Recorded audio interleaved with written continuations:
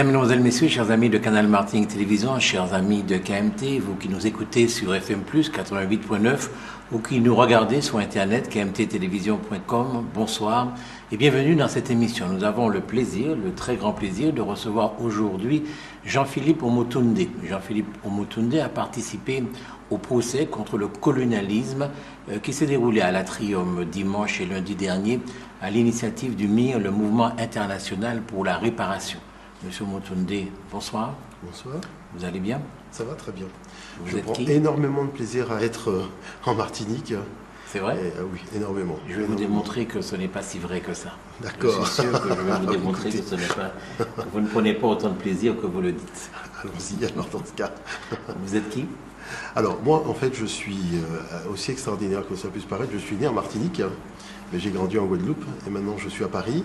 Et à Paris on a fondé l'Institut Africamat, qui est un institut qui a pour vocation d'enseigner pédagogiquement, mais aussi de promouvoir les humanités classiques africaines. Donc, qui fait que ça nous emmène énormément, je dirais, à intervenir sur les universités à travers le monde, dans le cadre soit de propositions d'orientation pédagogique ou encore sur des thématiques qui ont un trait à la fois aux pays du Sud, à l'Afrique et aussi au monde panafricain, à la diaspora africaine, à la Caraïbe d'une façon générale. Vous êtes historien quelque part. Voilà, c'est-à-dire que nous, le travail que nous faisons, c'est surtout nous intéresser à l'histoire intellectuelle du monde noir.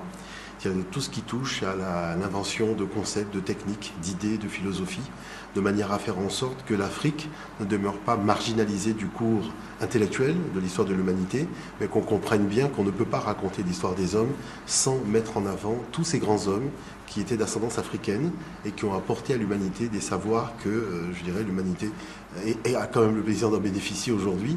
C'est la moindre des choses de parler de la source de ces informations. Vous êtes également un auteur très prolifique, vous avez beaucoup écrit de livres. C'est vrai, c'est vrai, c'est vrai. J'ai écrit tout d'abord l'origine négro-africaine du savoir grec, tout simplement parce que je voulais montrer que le concept de miracle grec était, je dirais, une invention académique, parce que ce miracle n'a jamais existé. Les Grecs ont toujours été relativement clairs sur l'origine de leur savoir. Pythagore a étudié les mathématiques en Afrique pendant 22 ans. Platon a étudié la philosophie pendant 13 ans aussi en Afrique. Donc ils ont toujours donné des informations précises sur leur lieu et leur source de savoir. Après, j'ai écrit les racines africaines de la civilisation européenne, parce qu'il ne faut pas oublier que Europe était une femme africaine et que c'est son frère, Calmos, qui a porté l'écriture aux Européens. C'est très important puisqu'on parle de civilisation, mais il faut savoir qu'il faut quand même rester relativement humble dans la mesure où les concepts civilisationnels sont issus des pays du Sud. Le Nord n'a pas apporté d'éléments probants à la civilisation. Je dirais, c'est vrai qu'aujourd'hui, l'histoire est racontée par les gens du Nord, mais il faut quand même regarder les fouilles, les datations et les concepts et les idées. Les concepts et les idées sont partis des pays du Sud. Et ça, il ne faut pas l'oublier. Le Nord n'a pas généré d'écriture, par exemple. Vous voyez, ce sont les gens du Sud, notamment avec la dynamique au niveau de l'Afrique, que cette écriture a germé pour aller se diffuser à travers le monde européen, sachant que le cunéiforme est un cul-de-sac, puisqu'il n'y a pas eu de suite au cunéiforme qui avait été développé aussi par les Noirs en Mésopotamie. Par la suite, je me suis intéressé à la problématique de la traite négrière européenne et de l'esclavage. Pourquoi? Parce que, étant diopien, beaucoup de gens ont dit, mais c'est quand même extraordinaire que le professeur Cheikh Anta Diop ne se soit pas intéressé à la dynamique donc, des razzias négrières et de l'esclavage. Alors, je me suis dit, c'est quand même important d'essayer d'appliquer un peu sa méthode à cette dynamique historique, de manière à faire en sorte que les gens puissent aussi voir ce que c'est que le point de vue africain. Parce qu'il existe un point de vue africain sur cette page d'histoire, et que le point de vue européen ne soit pas le point de vue dominant, mais qu'on puisse véritablement rentrer dans un dialogue historiographique. Après, j'ai voulu m'orienter vers vraiment des manuels pour permettre aux gens de saisir de l'intérieur ce que sont que les humanités classiques africaines. Donc c'est pour ça que j'ai fait le manuel d'études pédagogiques des humanités classiques africaines, ou les humanités classiques africaines pour les enfants de 4 à 14 ans. Pourquoi d'ailleurs cet ouvrage? Parce qu'en discutant avec beaucoup d'enseignants, donc de Paris, donc des Français, ils m'ont dit qu'il y a une chose qui est extraordinaire avec le monde noir d'une façon générale, les enfants, c'est que quand on leur demande de dessiner le palais d'un roi, un roi et une reine, on aboutit pratiquement dans 100% des cas à un roi ou une reine européenne. Et ils se disent, mais c'est quand même extraordinaire. Comment ça se fait qu'on a des enfants noirs, on leur demande de dessiner un roi, on leur demande de dessiner une reine, et on aboutit systématiquement à un roi européen, une couronne européenne, un sceptre européen, un trône européen. Et là, c'est là qu'ils m'ont dit, il faut absolument qu'on fasse quelque chose, dans la mesure où il y a eu un grand concours de dessin qui avait été organisé dans un département, le 95, et le résultat était ahurissant. C'est-à-dire que tous les gamins, peu importe leur origine, avaient parfaitement réussi l'exercice. Donc il y avait un mur immense où il y avait les dessins de tous les gamins. Et puis c'était systématiquement les enfants noirs qui avaient dessiné des cases en bois, des huttes en bois, quand on leur avait demandé de dessiner des palais.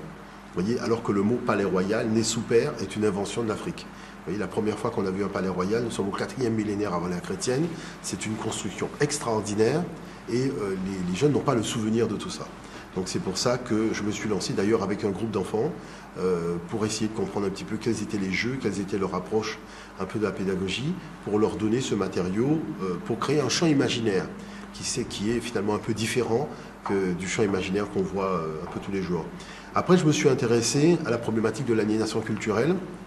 Pourquoi? Parce que Aimé Césaire en avait parlé, Frantz Fanon en avait parlé, mais moi je voulais surtout rentrer dans les détails, essayer de faire comprendre aux gens que l'aliénation culturelle est en fait une somme de sous-aliénations. C'est-à-dire il y a une liste de sous-aliénations et quand on additionne, ça donne l'aliénation culturelle. Et que s'il n'y avait pas cette addition de toutes ces sous-aliénations, le problème n'aurait pas été aussi important qu'il l'est aujourd'hui. Et la deuxième démarche de l'ouvrage, c'est de montrer aux gens que finalement, on n'est pas les seuls à avoir connu ce genre de situation, mais on peut s'en sortir. S'en sortir, c'est une question de volonté et de détermination, et qu'à partir du moment où on met en marche donc je dirais le plaisir qu'on a à découvrir son histoire, le plaisir qu'on a à retirer une substance, je dirais intellectuelle, pour pouvoir penser l'avenir, eh bien, les choses sont relativement plus simples. Je suis revenu après sur la problématique de l'esclavage, avec Histoire de l'esclavage, critique du discours eurocentriste, parce que j'ai vu que les Nantais, les historiens nantais, étaient véritablement partis dans une très mauvaise direction avec l'ouvrage d'Olivier Pétré-Grenouillot, qui a été présenté comme l'ouvrage majeur, comme étant le meilleur ouvrage jamais écrit sur cette question, alors que c'est de la pure escroquerie intellectuelle, son ouvrage. Et là, je suis revenu là-dessus, parce qu'il fallait remettre un certain nombre de points sur les i, et je ne vous cache pas qu'il n'y a même pas 10 jours, j'étais encore à Nantes. J'ai été 2 fois à Nantes, faire 2 conférences, pour bien expliquer aux gens que les arguments qu'ils avancent ne sont pas recevables quand on prend, je dirais, le chemin de la logique. Là, il faut quand même rester à minimum sérieux. Pétré-Grenouillot était là quand vous avez fait Alors moi, à 6 reprises, même des chaînes de télévision m'ont demandé de venir pour être face à M. Pétré-Grenouillot. Même, je ne vous cache pas que la Commission européenne, qui a un grand plateau de télévision à Bruxelles, ils m'ont invité, ils sont venus me chercher, et je me suis retrouvé face à différentes personnes, et pas une seule fois, même quand c'est l'Université de Toulouse qui m'avait invité, je ne me suis jamais retrouvé directement face à lui, mais face à ses collaborateurs ou des gens qui travaillent dans la même dynamique que lui. La dernière émission que j'ai faite à la télévision, c'était face à Jean-Michel Deveau, alors que quand on m'avait appelé, on m'avait dit que c'était M. Olivier Pétré-Grenouillot qui serait en face de moi. Bon. Je dirais sur le principe, il faut rester cohérent. Voyez, c'est-à-dire la cohérence, il faut la retrouver dans l'argumentation qu'on développe. Parce qu'à force de vouloir raconter n'importe quoi, ces gens se contredisent eux-mêmes. Parce que vous savez, il est difficile, à partir du moment où vous tenez compte du matériau historiographique, de vouloir inventer une histoire. Parce qu'il faut quand même garder la cohérence par rapport au matériau. Et c'est pour ça qu'il suffit de laisser quelqu'un divaguer sur la page 4, et cette personne est obligée de revenir à la réalité sur la page 6. Voyez, et vous mettez en avant les arguments de la page 4, les arguments de la page 6, face à cette personne, vous voyez bien que la personne s'est contredite elle-même. Voyez, je pense à Stephen Hahn dans Le Monde diplomatique qui disait qu'on ne peut pas dire que les plantations étaient des abattoirs, donc on ne peut pas utiliser l'argument qui est que l'esclavage est un génocide. Bon. Mais par contre, quand il aborde la problématique économique, il dit que les planteurs préféraient utiliser donc l'esclave jusqu'à ce qu'il meure, plutôt que d'encourager un phénomène de natalité, tout simplement parce que ça représentait économiquement une somme d'argent qu'il n'avait pas envie de dépenser. Donc à partir du moment où la personne rentrait dans le processus esclavagiste, il n'y avait que la mort pour l'en sortir. Bon, mais c'est exactement ça la loi du génocide. Vous voyez la contradiction? La loi du génocide dit à partir du moment où on met un être humain dans un processus dont la seule issue sera la mort, c'est le génocide. Surtout si c'est un phénomène massif et qu'il y a un groupe ethnique particulier qui a été visé. Vous voyez, donc on a les deux pieds dedans. Donc, vous voyez, moi, je ne vous cache pas que je suis un peu triste des fois, parce que j'ai envie d'argumenter, mais quand le gars il se contredit lui-même, on ne m'offre même pas le plaisir de bâtir l'argumentation. On me dit, bon il faut faire avec. Et aussi, je suis revenu sur la dimension de la monnaie, avec un ouvrage qui est le concept de monnaie, l'Afrique berceau du concept de monnaie et des talons monétaires. Pourquoi? Parce qu'on est dans une dynamique de la monnaie. Vous savez, c'est assez extraordinaire l'époque dans laquelle on vit. Il faut savoir que les pays du Nord n'ont aucune richesse. C'est-à-dire que quand vous regardez le sous-sol, les sous-sols sont vides. Bon. Les pays du Sud qui ont toute la créativité, toutes les richesses, sont dépeints systématiquement par les télévisions des pays du Nord comme étant des pays pauvres. Oui. Justement, est-ce que le mot créativité est synonyme de richesse? Alors oui, justement, parce que vous savez, même en économie, il faut vraiment développer une certaine créativité de manière à pouvoir... Justement, c'est ça le problème. C'est qu'il semble que les richesses étaient africaines et que la créativité, c'est-à-dire la matière grise, n'était pas africaine. Alors, on peut pas dire ça du tout, parce que premièrement, il faut savoir que l'humanité est monogénétique, c'est-à-dire que l'homme moderne, tel que nous le connaissons, est issu d'une seule et même souche, qui est une souche africaine, qui est née en 200 000 avant l'ère chrétienne. Ça, c'est les datations du professeur Ian McDougall, suite à la découverte du crâne Homo 1 par le professeur Leakey au Kenya. Et c'est cet homme qui est parti donc, de l'Afrique et qui a été peuplé le reste du monde. Ça, c'est la première chose. La deuxième chose, il faut savoir que quand l'Europe arrive au XVe siècle, le long des côtes de l'Afrique, le génie qu'elle utilise n'est pas un génie européen, c'est un génie du Sud. C'est-à-dire que la poudre à canon n'a pas été inventée par les Européens, la boussole n'a pas été inventée par les Européens, le bateau n'a pas été inventé, la navigation, il la maîtrise même pas. Vous voyez, puisque Christophe Colomb, qui veut partir en Inde, se retrouve en Amérique. C'est-à-dire que ces gens sont au balbutiement de leur civilisation. La chose, je dirais, qui est particulière, c'est qu'ils ont une arme, qui est le fusil, arme qui n'avait pas été expérimentée dans les pays du Sud jusqu'à présent. Mais, je dirais, sur le fond, c'est véritablement un projet civilisationnel nouveau qui est tout simplement la conquête du matériel pour le matériel. Ça, c'est vrai que ce genre de démarche civilisationnelle dans les pays du Sud, c'est quelque chose qu'on n'avait jamais vu.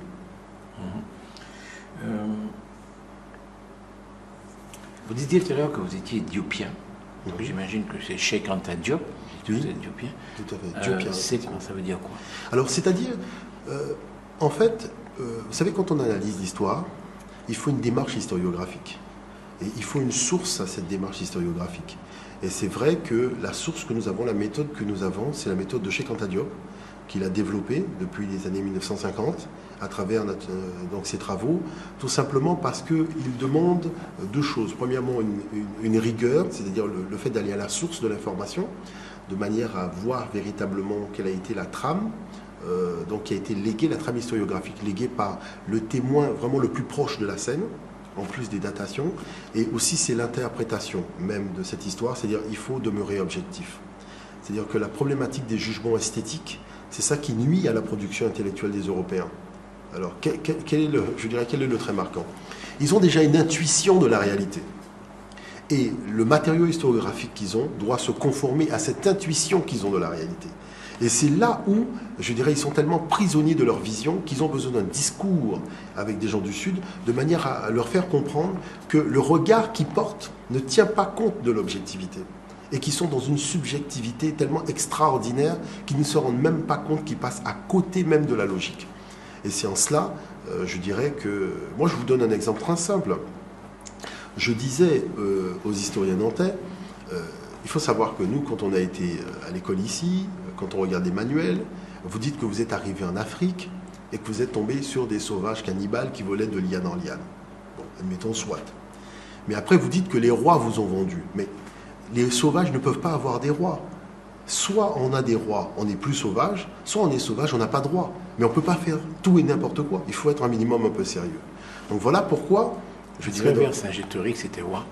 Non, c'est-à-dire que dans la dynamique de la confrontation dans laquelle ils se sont retrouvés, il fallait un leader. Donc ce leader a été Vercingétorix. Donc tout le monde s'est, je dirais, organisé autour de lui de manière à affronter donc l'armée romaine qui était le roi des Francs. Oui, mais c'est donc c'était sauvage quand même. Non, pas du tout. On peut pas parler comme ça. Parce que quand on parle vraiment de sauvage, on ne parle pas d'entité sociale organisée. Parce qu'il faut faire très attention. On ne parle pas d'entité sociale organisée. Quand on parle d'entité sociale organisée, on parle de structure, vous voyez, de gestion du pouvoir. Et c'est là que la dynamique quand même devient assez surprenante. C'est après, il y a la colonisation sur la base que... parce que je vais vous dire une chose. Stephen Hahn a déclaré dans Le Monde qu'au moment où les Européens arrivent en Afrique au milieu du 15e millénaire, vous voyez, au 15e siècle, pardon, l'Afrique a atteint le même stade de développement économique, social, même dans la production des matières premières, l'exploitation des mines et compagnie, le même stade de développement que les nations européennes. Bon, maintenant je pose la question, quand Jules Ferry déclare qu'il faut aller civiliser les peuples qui ne le sont pas, c'est sur la base de quoi? Si ce n'est qu'une escroquerie, puisqu'on reconnaît aujourd'hui qu'au XVe siècle, l'Afrique avait atteint le même stade de développement que les nations européennes. Ce qui est vrai, ce qui est totalement vrai. C'est-à-dire qu'il faut savoir qu'en raison de l'apartheid, il y a toute une série d'informations historiographiques que le pouvoir blanc de l'apartheid en Afrique du Sud avait interdit de promouvoir et de divulguer. Et c'était valable y compris pour les historiens blancs. Avec la chute de ce régime, donc on a accès à des documents qui jusque-là étaient cachés et on découvre carrément des châteaux forts en Afrique, c'est-à-dire des choses qui dépassent l'imagination, qui avaient déjà été décrits par les Arabes, décrits par les Portugais et décrits par les Hollandais aussi. Vous voyez, donc c'est-à-dire on découvre véritablement des constructions en pierre taillée massives, alors que jusqu'à présent on avait dit qu'en dehors de l'Égypte et de la Nubie, l'Afrique n'avait plus jamais construit en pierre taillée. Donc vous voyez que finalement ça tient à très peu de choses, je dirais le discours historiographique. C'est un mouvement politique qui entraîne tantôt donc une omerta et tantôt, je dirais, la possibilité de pouvoir bénéficier d'un apport nouveau d'informations. C'est assez problématique quand on raconte l'histoire de l'humanité, en particulier l'histoire de l'Afrique. Et c'est ça le fond du problème. En fait, ce que vous démontrez dans vos discours, dans vos livres et tout ça, c'est que contrairement à ce que disent les Blancs, et notamment les Européens, l'homme noir a été à la base de toute civilisation. C'est-à-dire que c'est ce que leurs propres ancêtres disent. Donc l'homme noir est à la base de toute civilisation. Il suffit qu'ils disent leur testament. Mais c'est-à-dire, écoutez, le comte de Volney, en pleine période de l'esclavage, il dit cette race d'hommes noirs, aujourd'hui notre esclave, est l'objet de notre mépris, et celle-là même à qui nous devons nos arts et nos sciences jusqu'à l'usage de la parole. Vous savez très bien que quand Napoléon Bonaparte a préparé son expédition, ça a été son livre de chevet. Dominique Vivant-Denon, qui était le plus grand dessinateur de l'époque, donc le dessinateur français, qui a été le dessinateur en chef de l'expédition de Bonaparte. C'est exactement ce qu'il a écrit. C'est dans son ouvrage où il commente les dessins des sculptures qu'il a faites, mais c'est exactement ce qu'il a dit. Jean-François Champollion, déchiffreur des hiéroglyphes, mais c'est exactement ce qu'il a dit. Il a dit les arts en Grèce ont commencé par une imitation servile des arts de l'Égypte. C'est pas moi qui ai mis servile, c'est Jean-François Champollion. Donc il suffit que ces gens relisent leur propre testament. Mais c'est exactement ce que leurs ancêtres ont dit. Ce n'est pas Jean-Philippe Moutoudé qui a dit. C'est leurs ancêtres. Et il n'y a pas un seul qui a dit le contraire. Et vous savez, je vais vous dire une chose. La particularité que nous avons, c'est-à-dire que nous sommes particulièrement conciliants. C'est-à-dire que nous ne rentrons pas dans la traduction des textes grecs. Parce que les Grecs ont été beaucoup plus incisifs que ça. C'est-à-dire ils n'ont pas simplement dit ces gens nous ont enseigné un certain nombre de concepts et de savoirs que nous n'avions pas. Non, les termes grecs qui sont utilisés sont relativement significatifs. Hein. Et ça, il faut quand même le comprendre. Épaille-de-thé, quand ils disent que la relation avec l'Afrique et qu'ils utilisent le mot épaille-de-thé, c'est prendre un enfant par la main comme on l'emmène à la maternelle. Hein. Vous voyez, il faut connaître la signification des termes pour comprendre véritablement l'esprit donc qui animait les Grecs au moment où ils écrivaient ça. Moi, quand je vois, par exemple, j'ai écrit le livre Les Racines en me basant sur les textes d'Échille, d'Hésiode et de Diodore de Sicile, d'Hérodote et de beaucoup d'autres historiens grecs, je me suis posé la question, mais est-ce que ces gens étaient conscients qu'ils parlaient d'une population noire? C'est-à-dire qu'ils parlaient des Égyptiens. Et tous, même Échille l'a dit clairement. Échille l'a dit à plusieurs reprises, que les gens dont il parle sont des Noirs. Vous voyez? Donc, je dirais à partir de là, quelle est la nature de la démarche? Elle est très simple. Nous disons simplement qu'on ne peut pas marginaliser le monde noir du cours de l'histoire intellectuelle de l'humanité et raconter la même histoire, ce n'est pas possible. Parce qu'il n'y aurait pas eu Platon s'il n'y avait pas Confucius de Memphis, donc Noum-Néfer, qui était son professeur. Vous voyez, il n'y aurait pas eu Pythagore. Pythagore, c'est son nom africain, son nom grec, c'est Mnédarkos. Il n'y aurait pas eu de Pythagore, il n'y aurait pas eu de Thalès non plus. Donc, à la base de toute la civilisation occidentale, en tout cas, il y a des Noirs africains. Alors, je vais vous expliquer en fait la réalité de la trame historiographique la plus vraie que possible. Les Européens ne sont pas originaires du continent européen. Ces gens viennent des vastes plaines de Mongolie qu'ils ont quittées au début du deuxième millénaire. Et on suit leur parcours, vous voyez, ils ne sont absolument pas passés vers la Russie à cause de la période wurmienne, la glaciation. Donc ces gens sont descendus au fur et à mesure, vous voyez, donc en passant par l'Arabie, et sont remontés donc en Europe. Le problème, c'est qu'en Europe, le territoire n'était pas vide. Il y avait des Noirs qui vivaient là, et ces Noirs, ils les ont appelés les Pélages. Maintenant, en 2000, il y a eu des tests ADN qui ont été faits sur toute cette population, et cette population possède jusqu'à aujourd'hui les gènes d'Africains subsahariens, c'est-à-dire des peuples tels que le Oromo, les Maasai. Ils partagent les mêmes gènes. Moi, je peux mettre l'étude à votre disposition, puisque c'est une étude qui a été faite que par des laboratoires européens. Le problème, c'est que, posez-vous la question, si cette étude ADN a été faite et a démontré tout le discours grec sur l'histoire et leur origine, pourquoi ça n'a jamais été porté à la connaissance du public? C'est que ça dérange l'histoire artificielle et romantique qui a été élaborée par les peuples du Nord pour faire croire aux peuples du Sud que la civilisation vient d'eux. Mais c'est une escroquerie intellectuelle. L'ADN d'un Noir n'est pas la même chose que l'ADN d'un Blanc. Oui, c'est-à-dire qu'on retrouve par rapport au chromosome X, chromosome Y, la filiation. Vous voyez, c'est une problématique de filiation. Et il s'avère que dans cette étude ADN qui a été réalisée, les Grecs d'aujourd'hui, leur ADN est similaire à des populations telles que les Soudanais et les Africains de l'Afrique de l'Ouest. Donc on voit bien, quelque part, que quand les Européens sont arrivés en Europe pour la première fois au milieu du deuxième millénaire, c'est exactement ce qu'ils disaient. L'espace n'était pas vide. Il y avait des individus qui vivaient là, et on le voit notamment avec le premier corpus artistique des Européens, qui sont les Kouros. Les Kouros, ces gens ont des traits métissés, c'est-à-dire que le père d'Hérodote, les pères, grands-pères d'Hérodote, c'était des Noirs. Mais il faut savoir une chose. Les Noirs ont disparu alors de l'Europe. Les Noirs, vous savez, les Noirs n'ont jamais disparu de l'Europe. C'est parce qu'on ne les montre pas à la télévision. Les Noirs sont toujours là. C'est ce qui est extraordinaire. L'Europe est peuplée de Blancs quand même. Il y a des Noirs, mais alors, je vais vous dire une chose. Non, mais je vais vous dire une chose qui est extraordinaire. C'est que l'Europe est peuplée de Blancs, mais beaucoup ont des gènes de Noirs. Parce que moi, je peux vous montrer des études ADN qui ont été faites sur des gens qui s'appellent, vous savez, les Moreau, Morel, Morland, Maurice, Maurice. Quand vous faites leur test ADN, ça vous ramène directement en Afrique. Ce n'est pas parce que la personne est blanche aujourd'hui que ses gènes ne sont pas africains. Parce que le patriarche, c'est-à-dire le fondateur de la famille, venait d'Afrique. Et c'est pour ça que vous avez sur les armoiries de ces familles une tête de noir. Et ça, c'est valable pour toute l'Europe. Voyez. Donc ce que je veux dire par là, c'est que... Mais ce n'est pas des choses qui sont dites en l'air. C'est des choses vraiment qui sont démontrées et que beaucoup d'historiens, même européens, savent très bien. Parce que vous avez des villes qui portent le nom de ces gens-là avec la statue de la personne.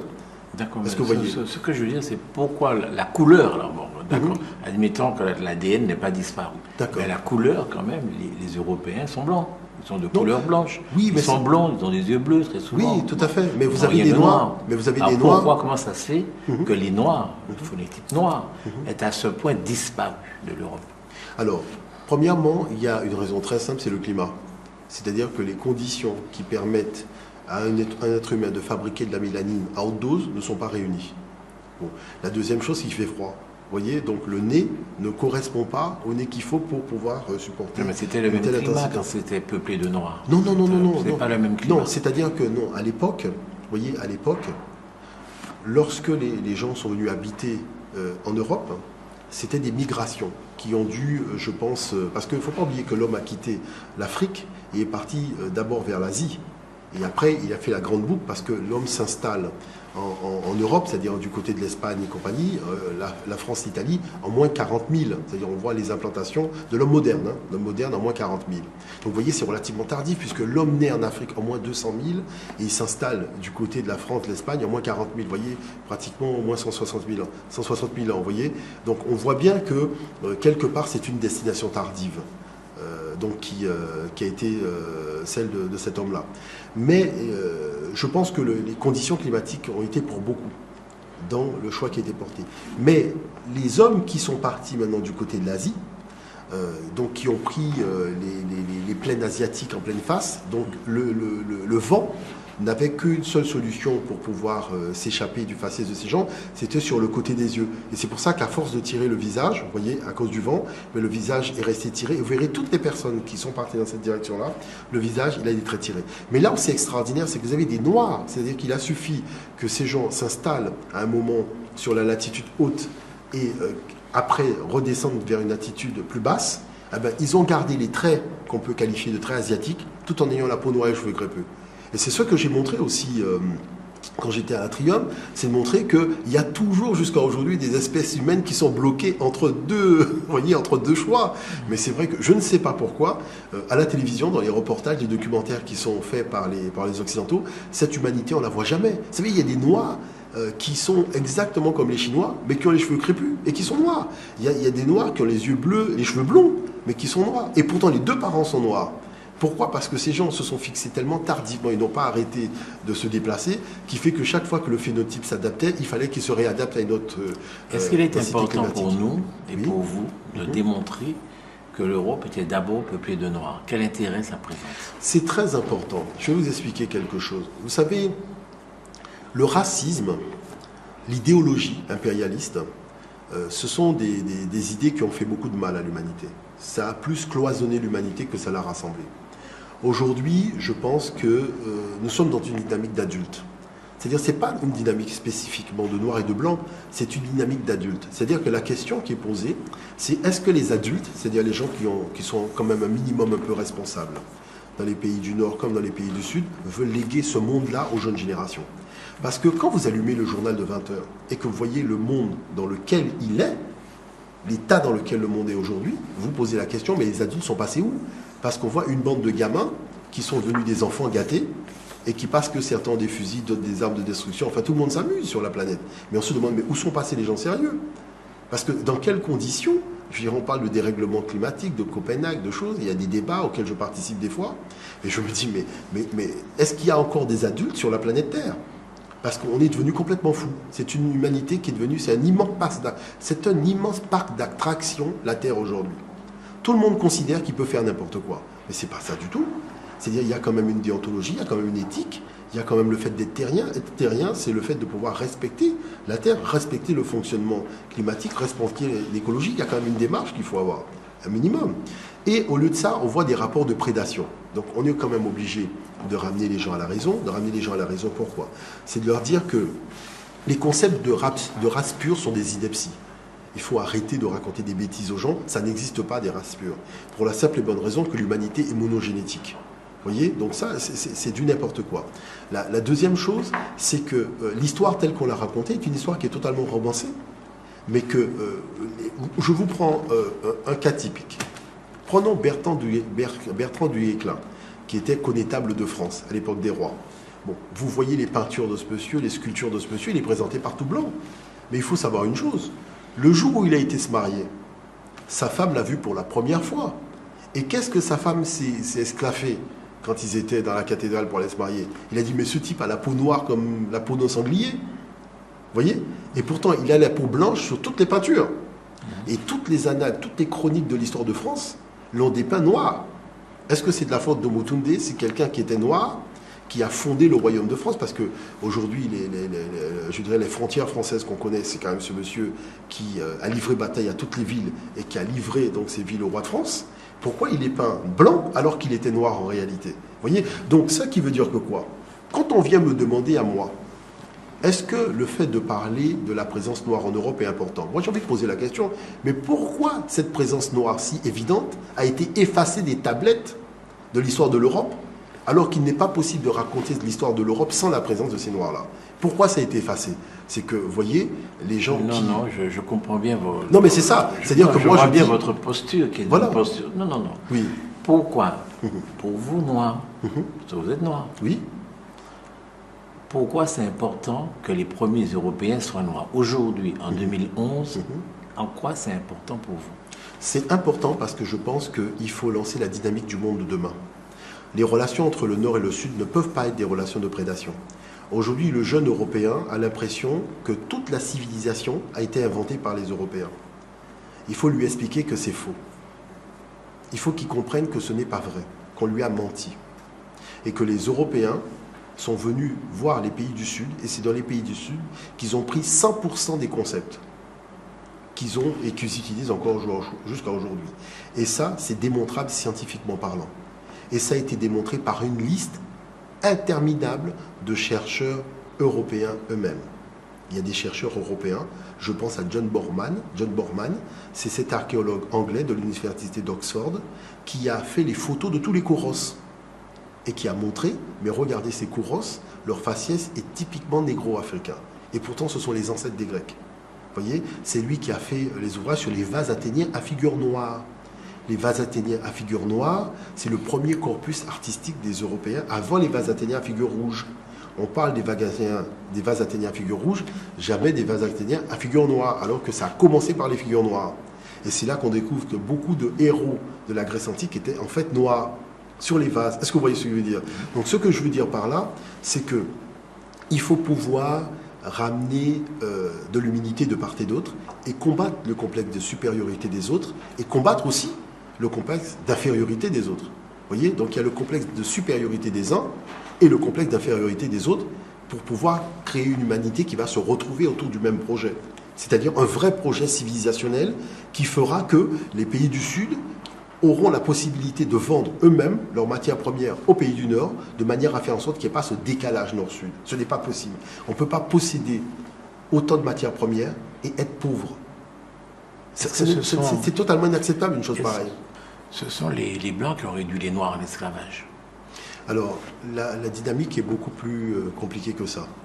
En fait, il faut savoir que la pratique esclavagiste dans les sociétés est issue du monde nomade et patriarcal.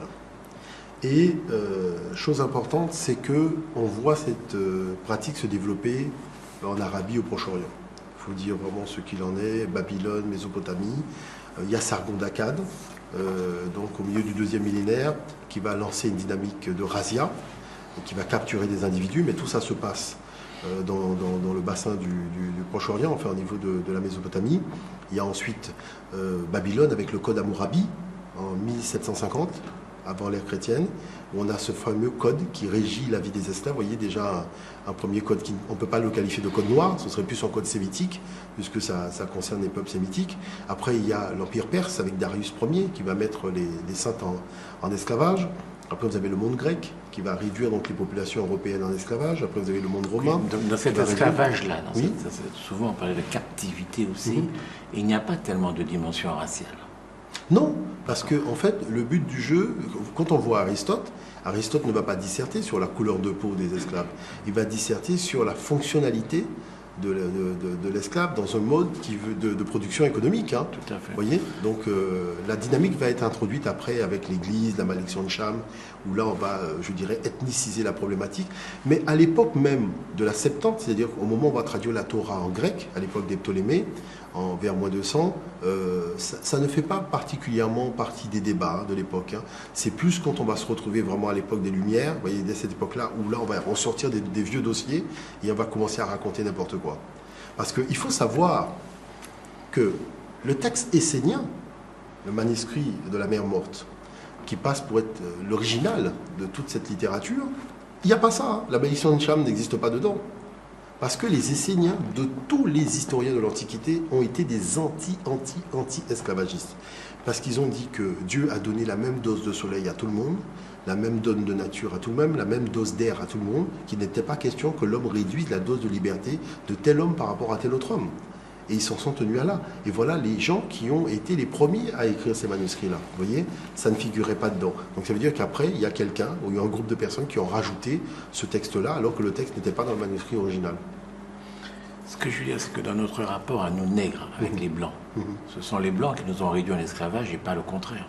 Alors, dans le rapport qu'on a eu, je dirais, avec eux, il faut savoir que Hérodote lui-même dit que quand les Européens vont arriver dans le Péloponnèse, les populations noires qui sont là vont être chassées. C'est-à-dire tout de suite, ça va être un mouvement de guerre, d'implantation. Donc ce sont des nomades qui vont s'installer véritablement sur des structures, des technostructures de peuples sédentaires. Mais après, ils vont se sédentariser. Et le regard qu'ils vont avoir sur le monde noir, c'est-à-dire l'Égypte antique, ne va pas être le regard que nous connaissons aujourd'hui. Parce qu'ils ont vu dans la civilisation africaine véritablement des initiateurs sur les chemins de la civilisation. Donc voilà pourquoi ils vont partir avec beaucoup d'humilité pour aller recevoir un enseignement dans les temples en Égypte. Et après, quand ils vont, je dirais, toute cette tradition va passer au monde romain, on ne peut pas dire que le monde romain a particulièrement mis les Africains en esclavage. Je dirais sur le principe, les Romains mettaient des peuples qu'ils avaient conquis autour du bassin méditerranéen en esclavage. Je dirais c'était les galères, c'était la production des routes, la construction des édifices, mais il n'y avait pas une visée ethnique en particulier. Même quand les Européens sont partis à l'époque des Portugais, ils étaient à la recherche de l'or. Ces gens ne sont pas partis avec l'idée de mettre les Africains en esclavage. Ils étaient à la recherche de l'or. Bon. Et on voit bien que quand ils sont arrivés en Amérique, la population qu'ils ont trouvée, les Indiens, ils ont essayé d'exploiter cette population pour pouvoir défricher les terres et voir quels étaient le type d'exploitation économique qu'ils allaient pouvoir faire avec tout ça. Tout de suite après, quand les Indiens n'ont pas tenu le coup, ils ont fait quoi? Ils ont été chercher des Européens. C'est-à-dire le principe des engagés. Tout le monde sait très bien que c'était des gens qui étaient capturés sur les ports, dans les bars, qu'on mettait à fond de cale de bateau et qu'on emmenait directement au bon gré mal gré dans les colonies pour pouvoir défricher la terre. Le problème, c'est que les conditions climatiques...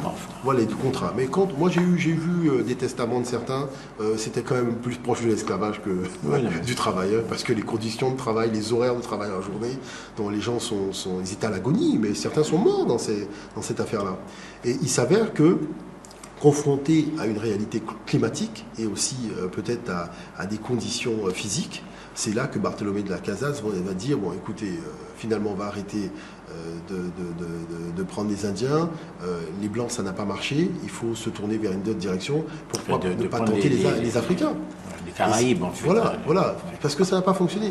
Pourquoi ne pas chercher une autre direction, pourquoi ne pas tenter les Africains? Et c'est de là que les Portugais avec le pape, Nicolas V et sa bulle papale de 1454, ils vont prendre la direction d'aller attaquer les Africains. Ce que je veux vous dire, c'est qu'à un moment de l'histoire, les Blancs, Portugais, Espagnols, Anglais, Français, les Occidentaux, avaient la possibilité de mettre en esclavage qui ils voulaient.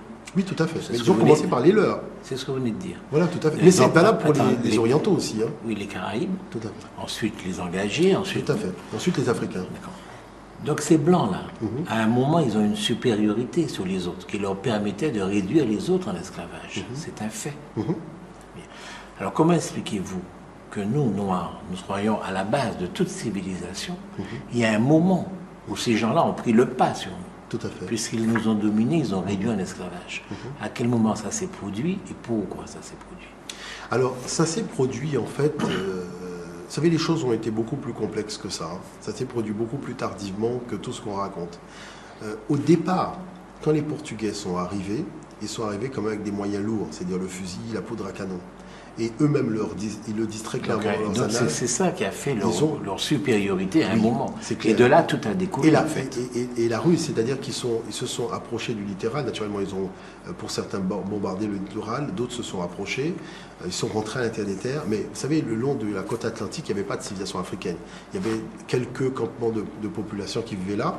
Et ils ont, tout simplement, en pleine nuit, ils sont fondus sur ces gens avec des filets, avec des fusils. Ils ont commencé à tirer en l'air. C'était des mouvements de panique. Les gens partaient dans tous les sens parce qu'ils n'avaient jamais entendu ce claquement de l'arme, du fusil.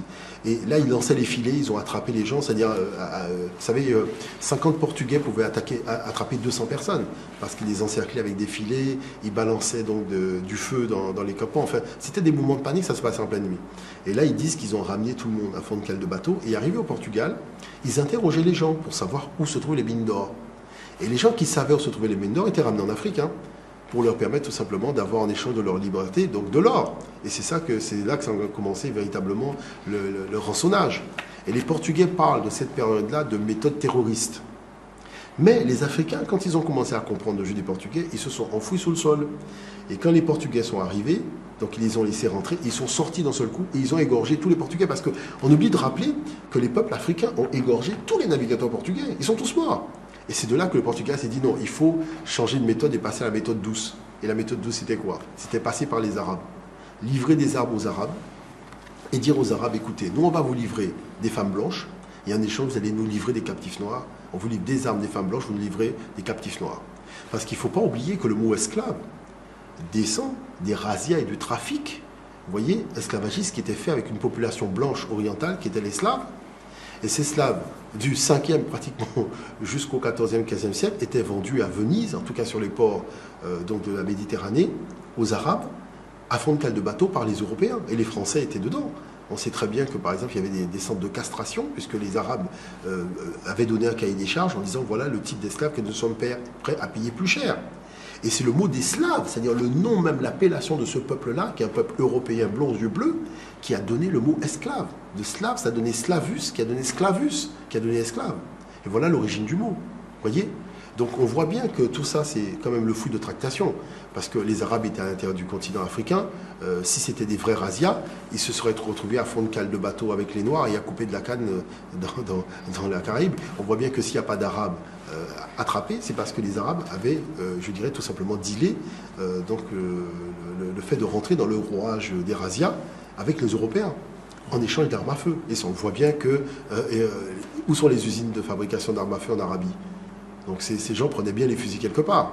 Est-ce que vous voyez? Donc c'est tout ce jeu-là, un peu pervers contre l'Afrique, qui fait qu'aujourd'hui, vous avez des gens relativement sensés qui viennent nous dire que oui, c'est parce que les Arabes avaient déjà commencé à faire des razzias à l'intérieur du continent africain, que les Européens sont arrivés et aussi on dit bah, tiens, on va faire la même chose.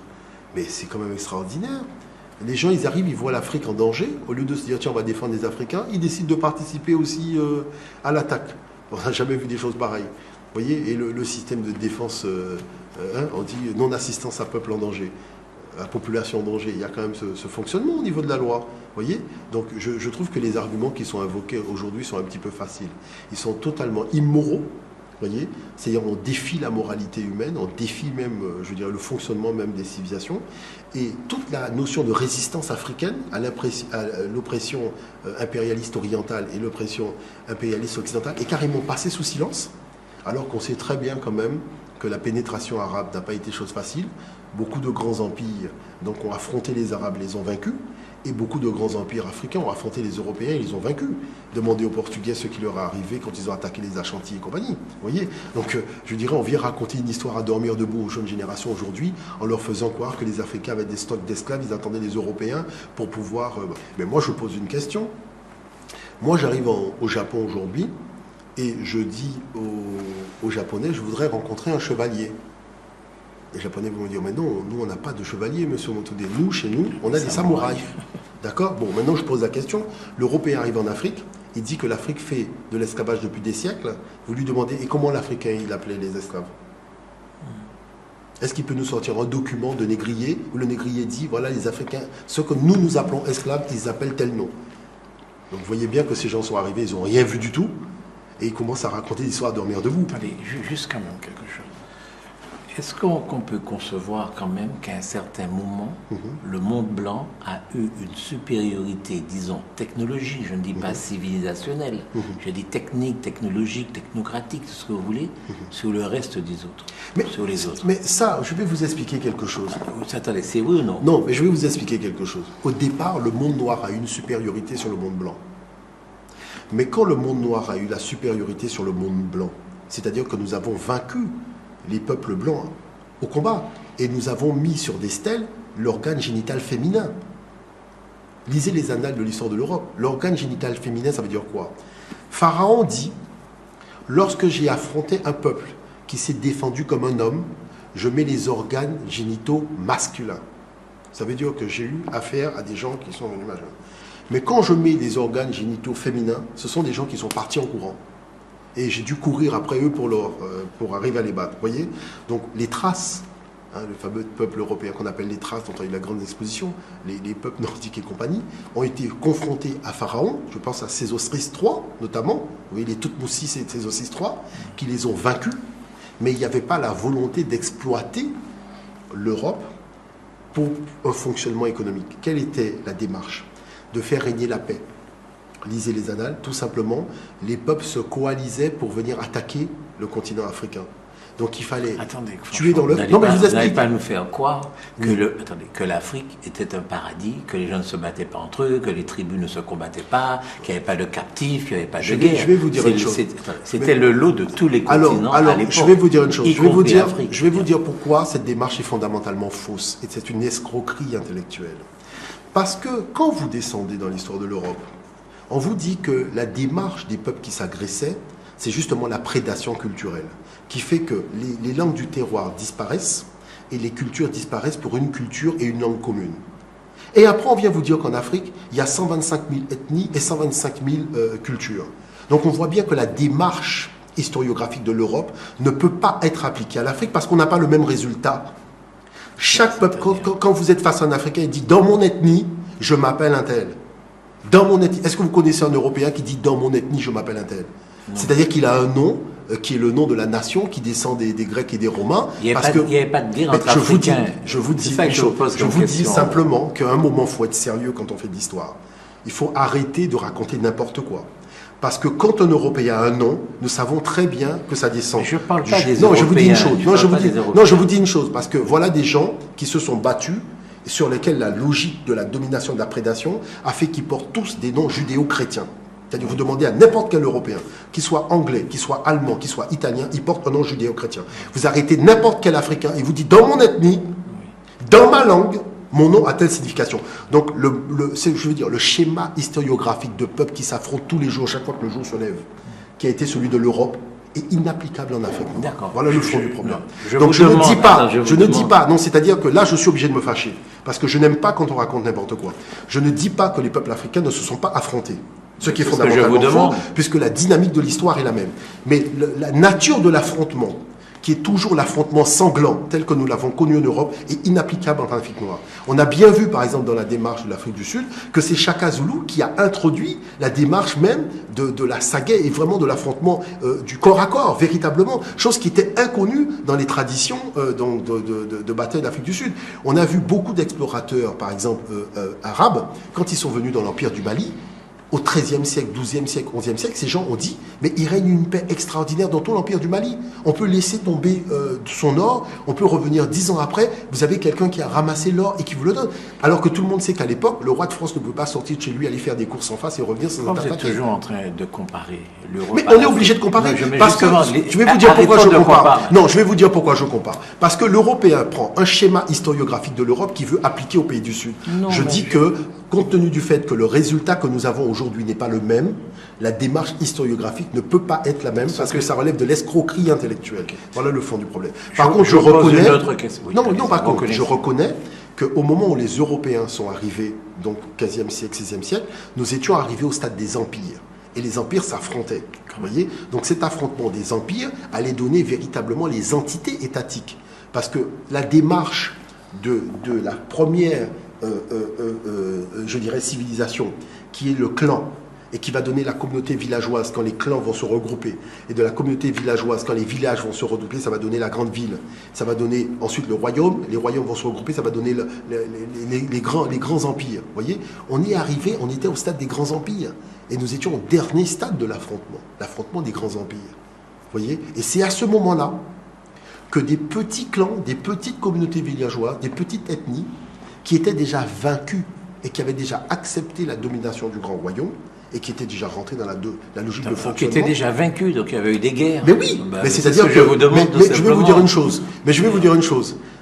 Les guerres, telles que nous les voyons en Europe, n'avaient pas la même nature dans le Sud. Je vais vous prendre pas les gens. Non, je vais vous dire une chose.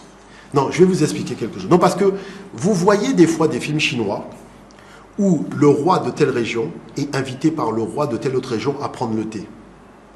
Le thé qu'ils prennent, c'est la guerre qu'ils sont en train de mener. Et ça se déroule selon un rituel. Le premier qui faute au rituel a perdu. Et ils ne discutent même pas. C'est-à-dire à travers une Donc tasse de thé. c'était des guerres pacifiques en Afrique. Mais c'est-à-dire que la notion de guerre, qui est issue des peuples nomades patriarcaux, ne peut pas s'expliquer et ne peut pas être. On ne peut pas prendre des notions qui sont valables dans une culture et les appliquer telles quelles dans une autre culture. Ce que je vous demande, est-ce qu'il y avait des guerres en Afrique? Il y avait des guerres en Afrique. Et vous pensez que la guerre, c'était aller prendre le thé l'un chez l'autre? Moi, je vous dis une chose, relisez les annales africaines, vous allez être très surpris. Parce que nous avons été formés à l'école de Jules Ferry, nous sommes mono dans notre façon de voir. L'Afrique, et je ne dis pas l'Afrique, les pays du Sud en général, nous demandent tout simplement à revoir notre jugement. Parce que, premièrement, le résultat n'est pas le même, la démarche n'est pas le même, et le cadre culturel n'est pas le même. Quand on a affaire à un cadre culturel qui n'est pas le même, le fonctionnement de l'histoire n'est pas le même. Non, mais c'est vrai que les Écossais ne se battaient pas comme les Français. Je veux dire, on ne se bat pas forcément de la même façon. Mais la guerre, c'est la guerre. Il y avait bien des guerres en Afrique, entre les ethnies, entre les tribus, entre les rois, entre les royaumes, entre les empires. Oui ou non? Je vais vous expliquer encore quelque chose. L'Afrique est un continent qui est quand même sérieusement un peu plus grand que la communauté européenne réunie. Lorsque deux frères rivaux voulaient monter sur le trône, eh bien, la plupart du temps, le frère prenait sa cour et allait 200 km plus loin. Et il s'installait 200 km plus loin. Comme ça, il y avait le premier frère qui succédait à son père, le deuxième qui voulait succéder à son royaume. Il allait 200 mètres plus loin. Et ce mouvement-là, vous voyez, qu'on retrouve dans beaucoup de traditions africaines, c'est justement pour éviter la guerre. Parce que toutes les stratégies... Ça existait aussi en Europe, c'est-à-dire l'aîné héritait et le cadet partait. Oui, mais est-ce qu'il allait fonder son royaume? Oui, il allait fonder dans les colonies, ça c'est autre chose, mais il partait aussi. Il allait fonder dans les colonies. Ceci dit, sur la base des principes, l'Afrique a eu des grandes armées. Il y a eu tout ce qu'on a connu, c'est-à-dire la chevalerie africaine avec le Moronaba, avec les gilets à côte de maille. Bon.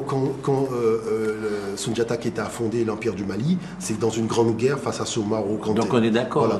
C'est-à-dire qu'il y avait des guerres avec des chevaliers, gilets à côte de maille, il y avait tout ça. Voilà. Mais à partir du moment où, vous voyez, il y avait la constitution du royaume et qu'il y avait le jeu culturel qui jouait, parce que c'est pas, je dirais, le royaume conquis n'était pas dominé par le royaume vainqueur. Hein. C'est-à-dire qu'il y avait des conditions tout simplement d'intégration de ce royaume dans le royaume vainqueur.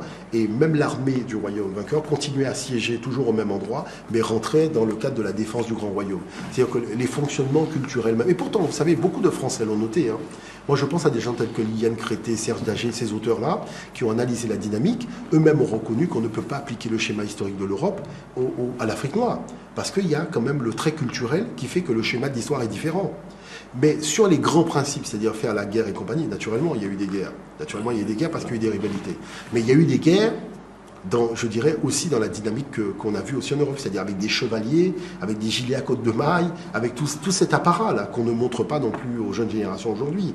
Mais des guerres de conflits, d'intérêt sur des choses précises. Par exemple, vous aviez cette avancée de l'arabe, de la culture donc, musulmane, la pratique de l'esclavage qui était défendue par Soumaoro Kanté par rapport à Soundiata Keita qui voulait mettre un terme à tout ça.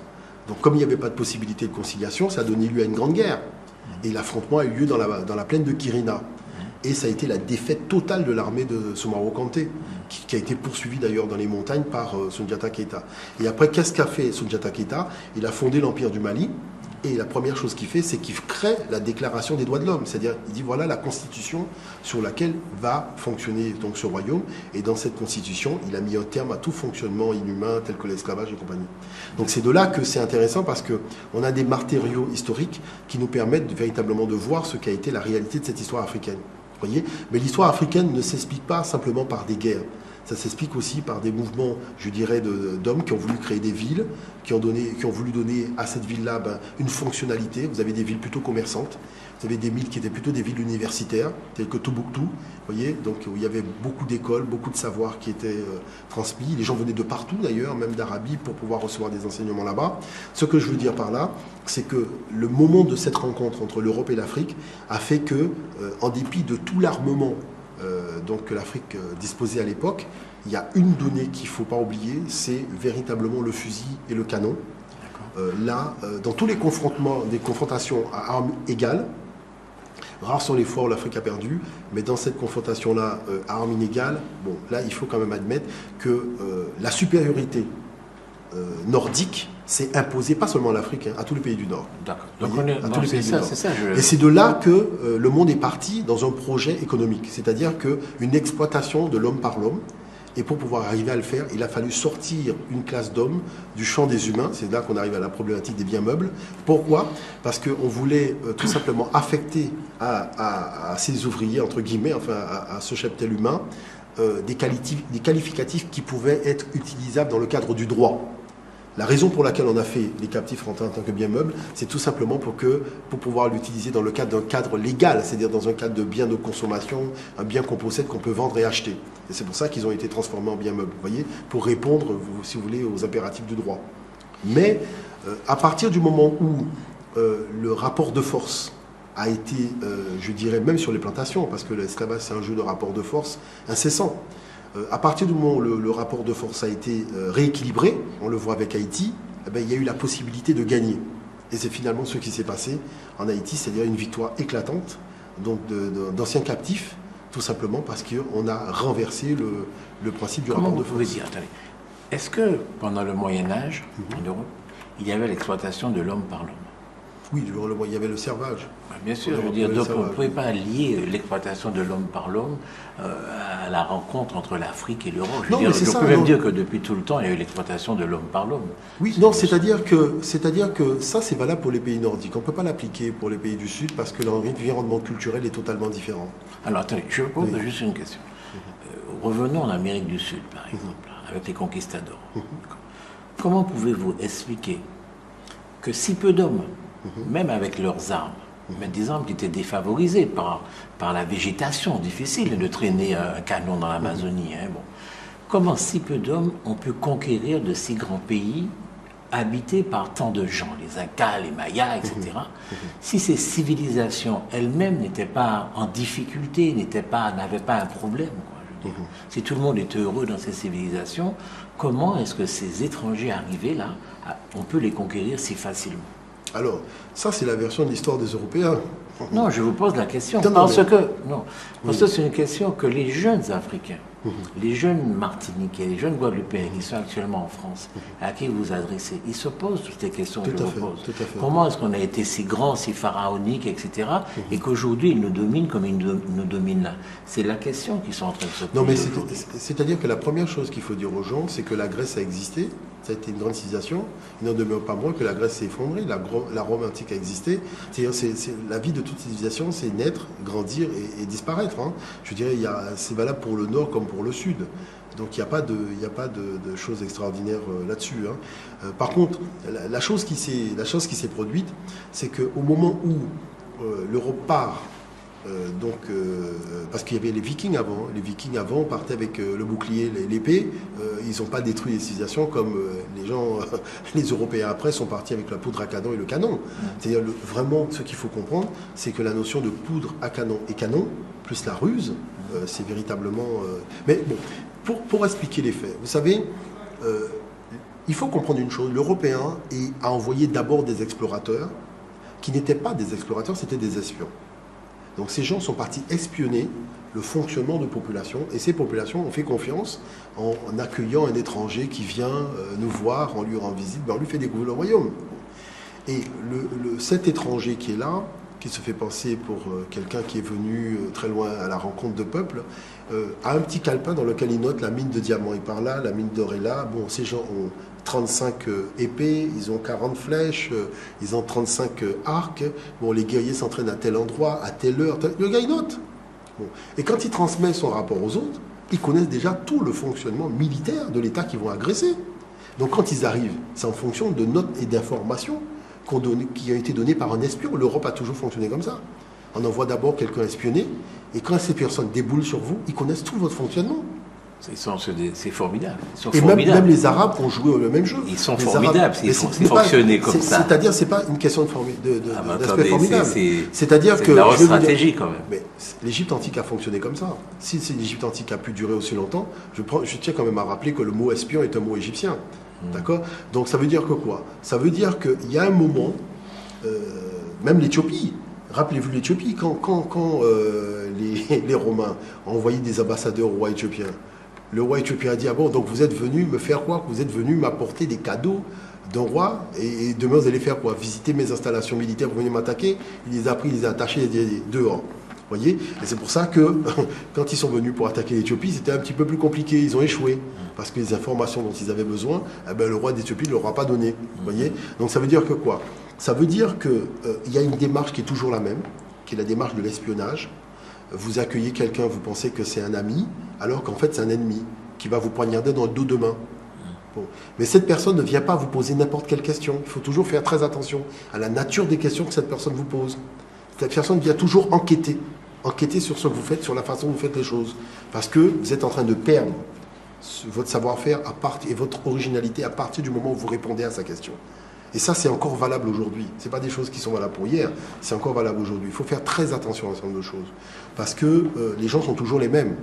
Et la nature du problème est toujours la même. Voyez ? Et ce qui s'est passé, c'est que quand ces gens sont arrivés, je prends par exemple le cas de l'Amérique du Sud, ils avaient déjà compris donc, un certain nombre de fonctionnements. Ils ont vu que le roi, c'était l'entité spirituelle du peuple. C'est-à-dire le peuple ne se concevait pas en dehors du roi. Qui se quand même exploitait allègrement son peuple. On ne peut pas dire ça comme ça. Ah. On ne peut pas le dire comme ça. On ne peut pas le dire comme ça parce qu'il faut voir l'environnement culturel. Vous savez, un peuple peut être exploité et accepter une exploitation. Ben, les serfs aussi étaient acceptés, je veux dire, ils ne se révoltaient pas tous les jours. Les serfs se plaignaient.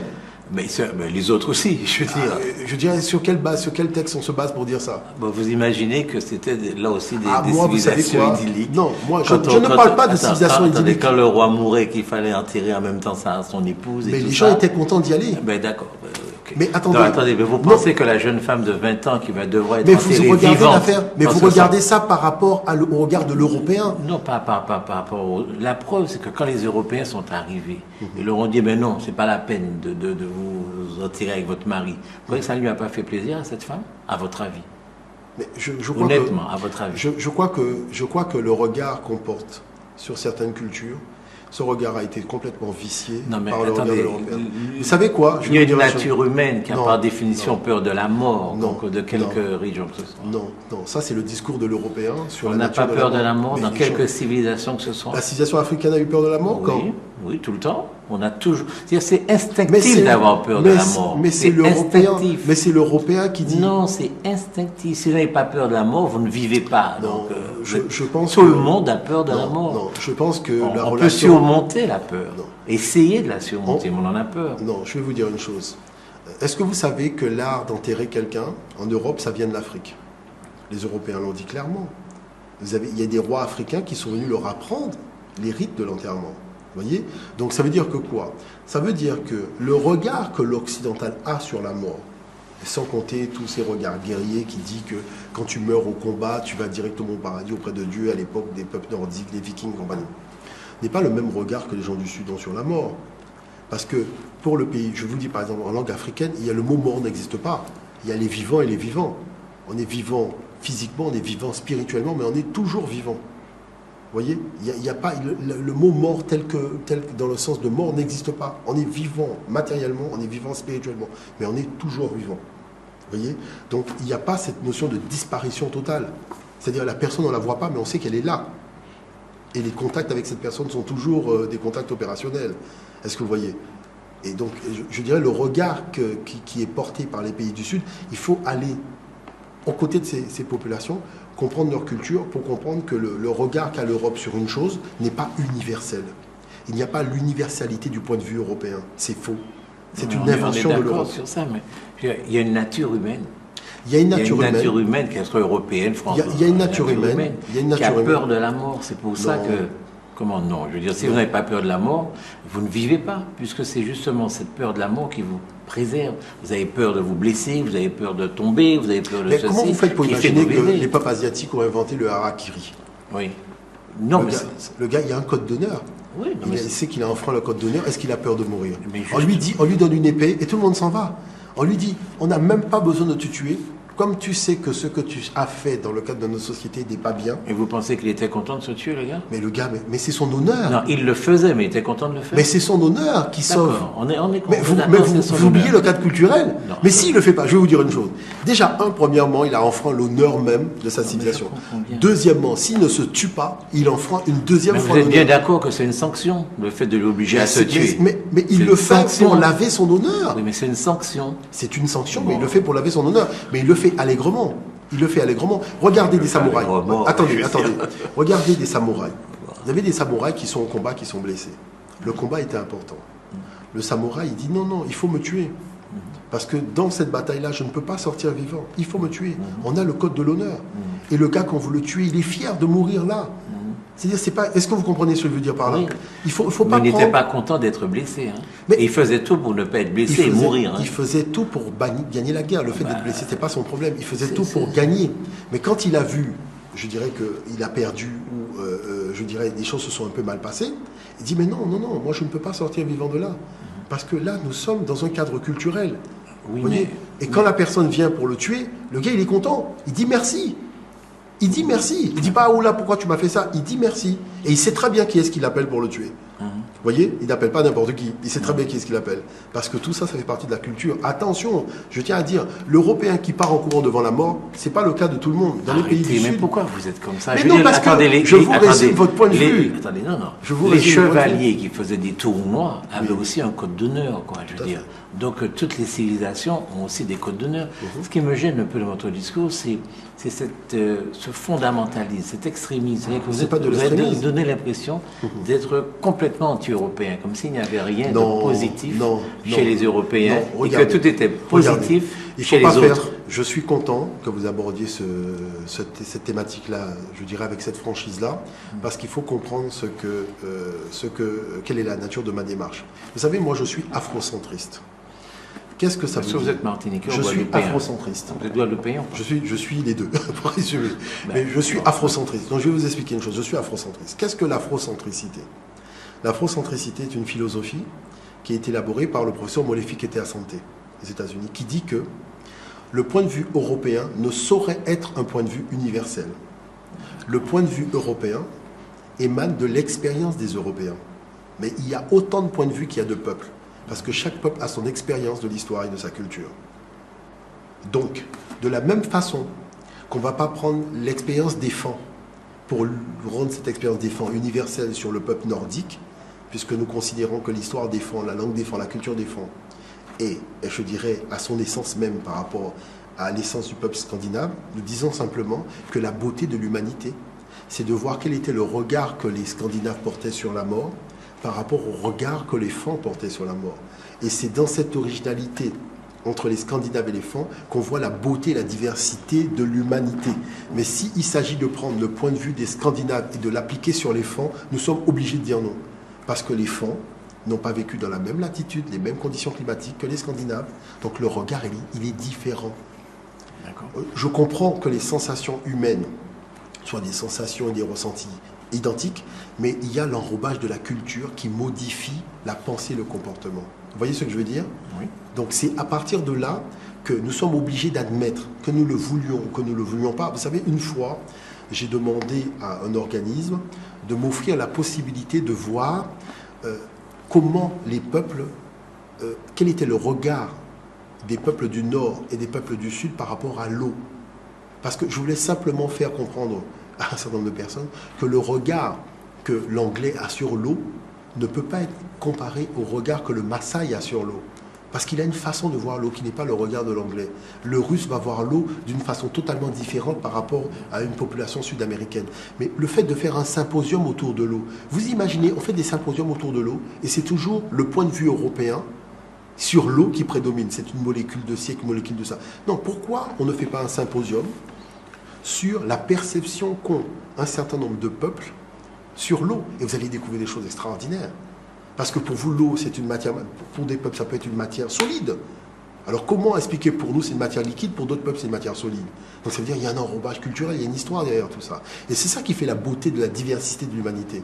Mais on veut uniformiser, on veut partir dans la mondialisation. Vous savez, la mondialisation, c'est très dangereux parce qu'on met une technostructure européenne, occidentale, en disant voilà, on va uniformiser sur le paradigme occidental. Non, il y a autant de paradigmes qu'il y a de peuples. Et chaque peuple a le droit d'avoir son paradigme. Vous voyez?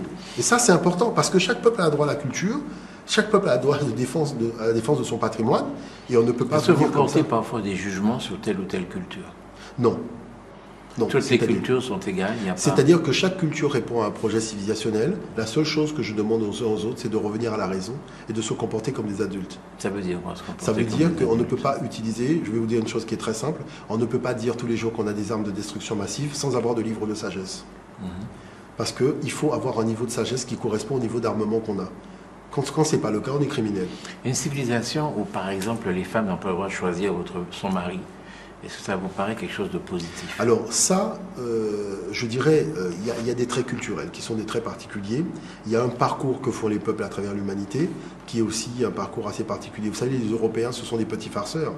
Les femmes ont eu le droit de vote il n'y a pas si longtemps. Oui, que vous revenez encore sur les Européens. Mais non, vous mais faites parce une que fixation. Je ne vous parle pas des Européens. Non, mais c'est pas ça, c'est pas une question de fixation, parce qu'il y a toujours ce regard de l'Europe sur le comportement culturel. Mais non, je vous demande à vous, vous êtes un homme, là, monsieur. Moi, je dis simplement que chaque peuple met dans son sein, je dirais, les luttes qu'il faut. Je vous demande, vous, si vous êtes partisan d'une civilisation où la femme n'a pas le droit de choisir son mari et est mariée à l'âge de 13 ans. Non. Avec un homme.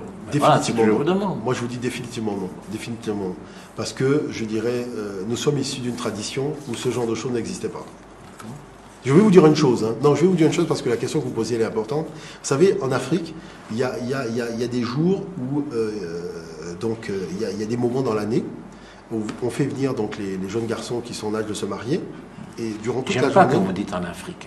Parce que c'est un pays d'Afrique, c'est une région d'Afrique. L'Afrique, c'est pas l'Afrique est très diverse, je veux dire. Elle est très diverse, mais il y a des traits culturels qu'on retrouve dans non, ça, c'est pas forcément partout, ce que vous dites là. En tout cas, je vais vous dire une chose. Dans la région de l'Est, vous avez une journée qui est consacrée aux jeunes hommes qui orchestrent totalement la journée.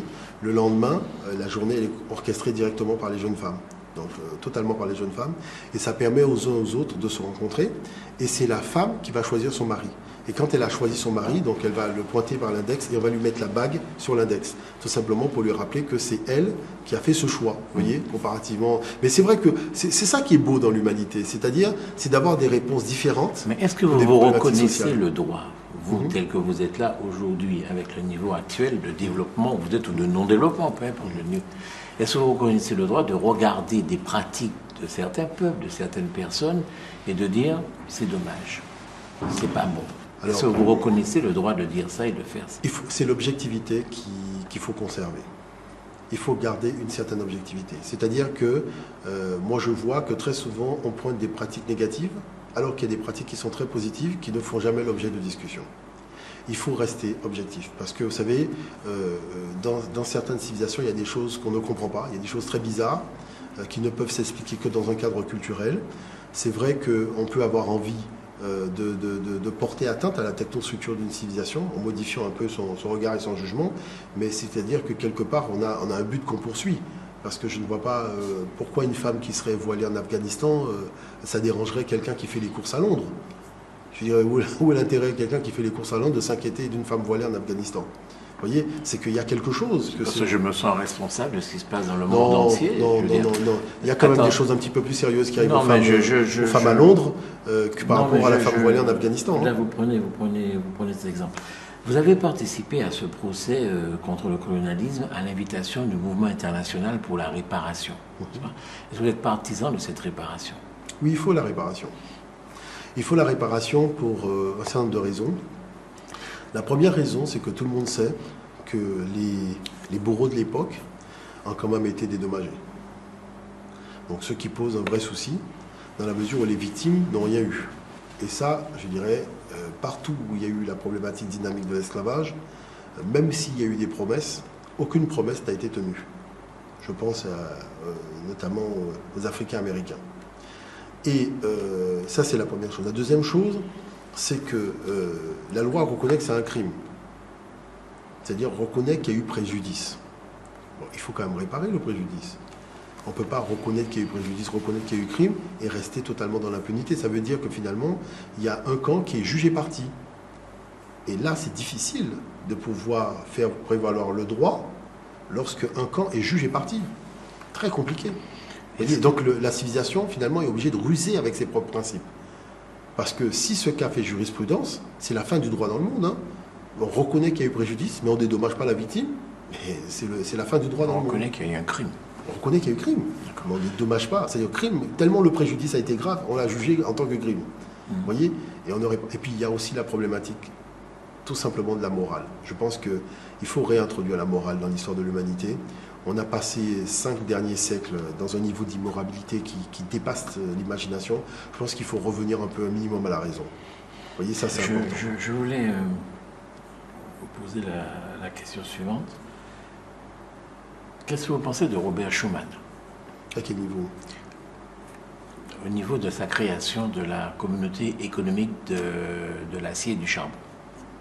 Vous savez, à partir du moment où les gens se sont lancés dans une dynamique industrielle, en se disant, bon, on va exploiter les matières premières qu'on a. Je dirais, mais exploiter les matières premières qu'on n'a pas, au détriment des peuples qui les ont, là, c'est déjà un problème.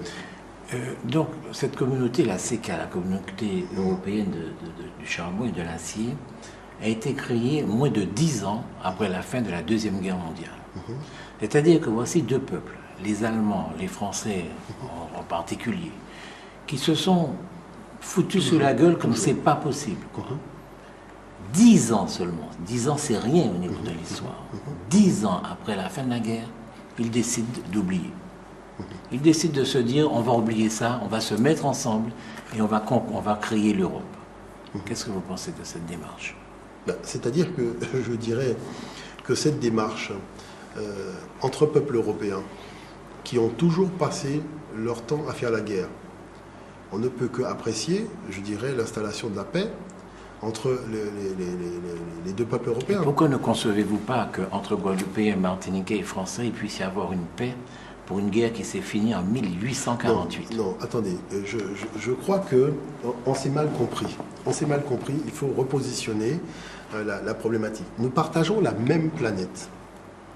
C'est-à-dire qu'on a une responsabilité d'adulte par rapport à cet espace que nous partageons. Cet espace et nos rapports ne peuvent pas être basés sur de la prédation. C'est ça le fond du problème. C'est-à-dire, vous enlevez la prédation, le vivre ensemble est possible. Mais on ne peut pas, dans le cadre de la prédation, parler du vivre ensemble. C'est même pas la peine de l'imaginer, c'est pas possible. Non, je parle de notre problématique martiniquais, guadeloupéen et français. La problématique guadeloupéen, martiniquais et français ne peut pas s'envisager dans le cadre de la prédation. Et aujourd'hui, nous sommes dans un stade de prédation. Nous sommes dans la prédation. D'accord.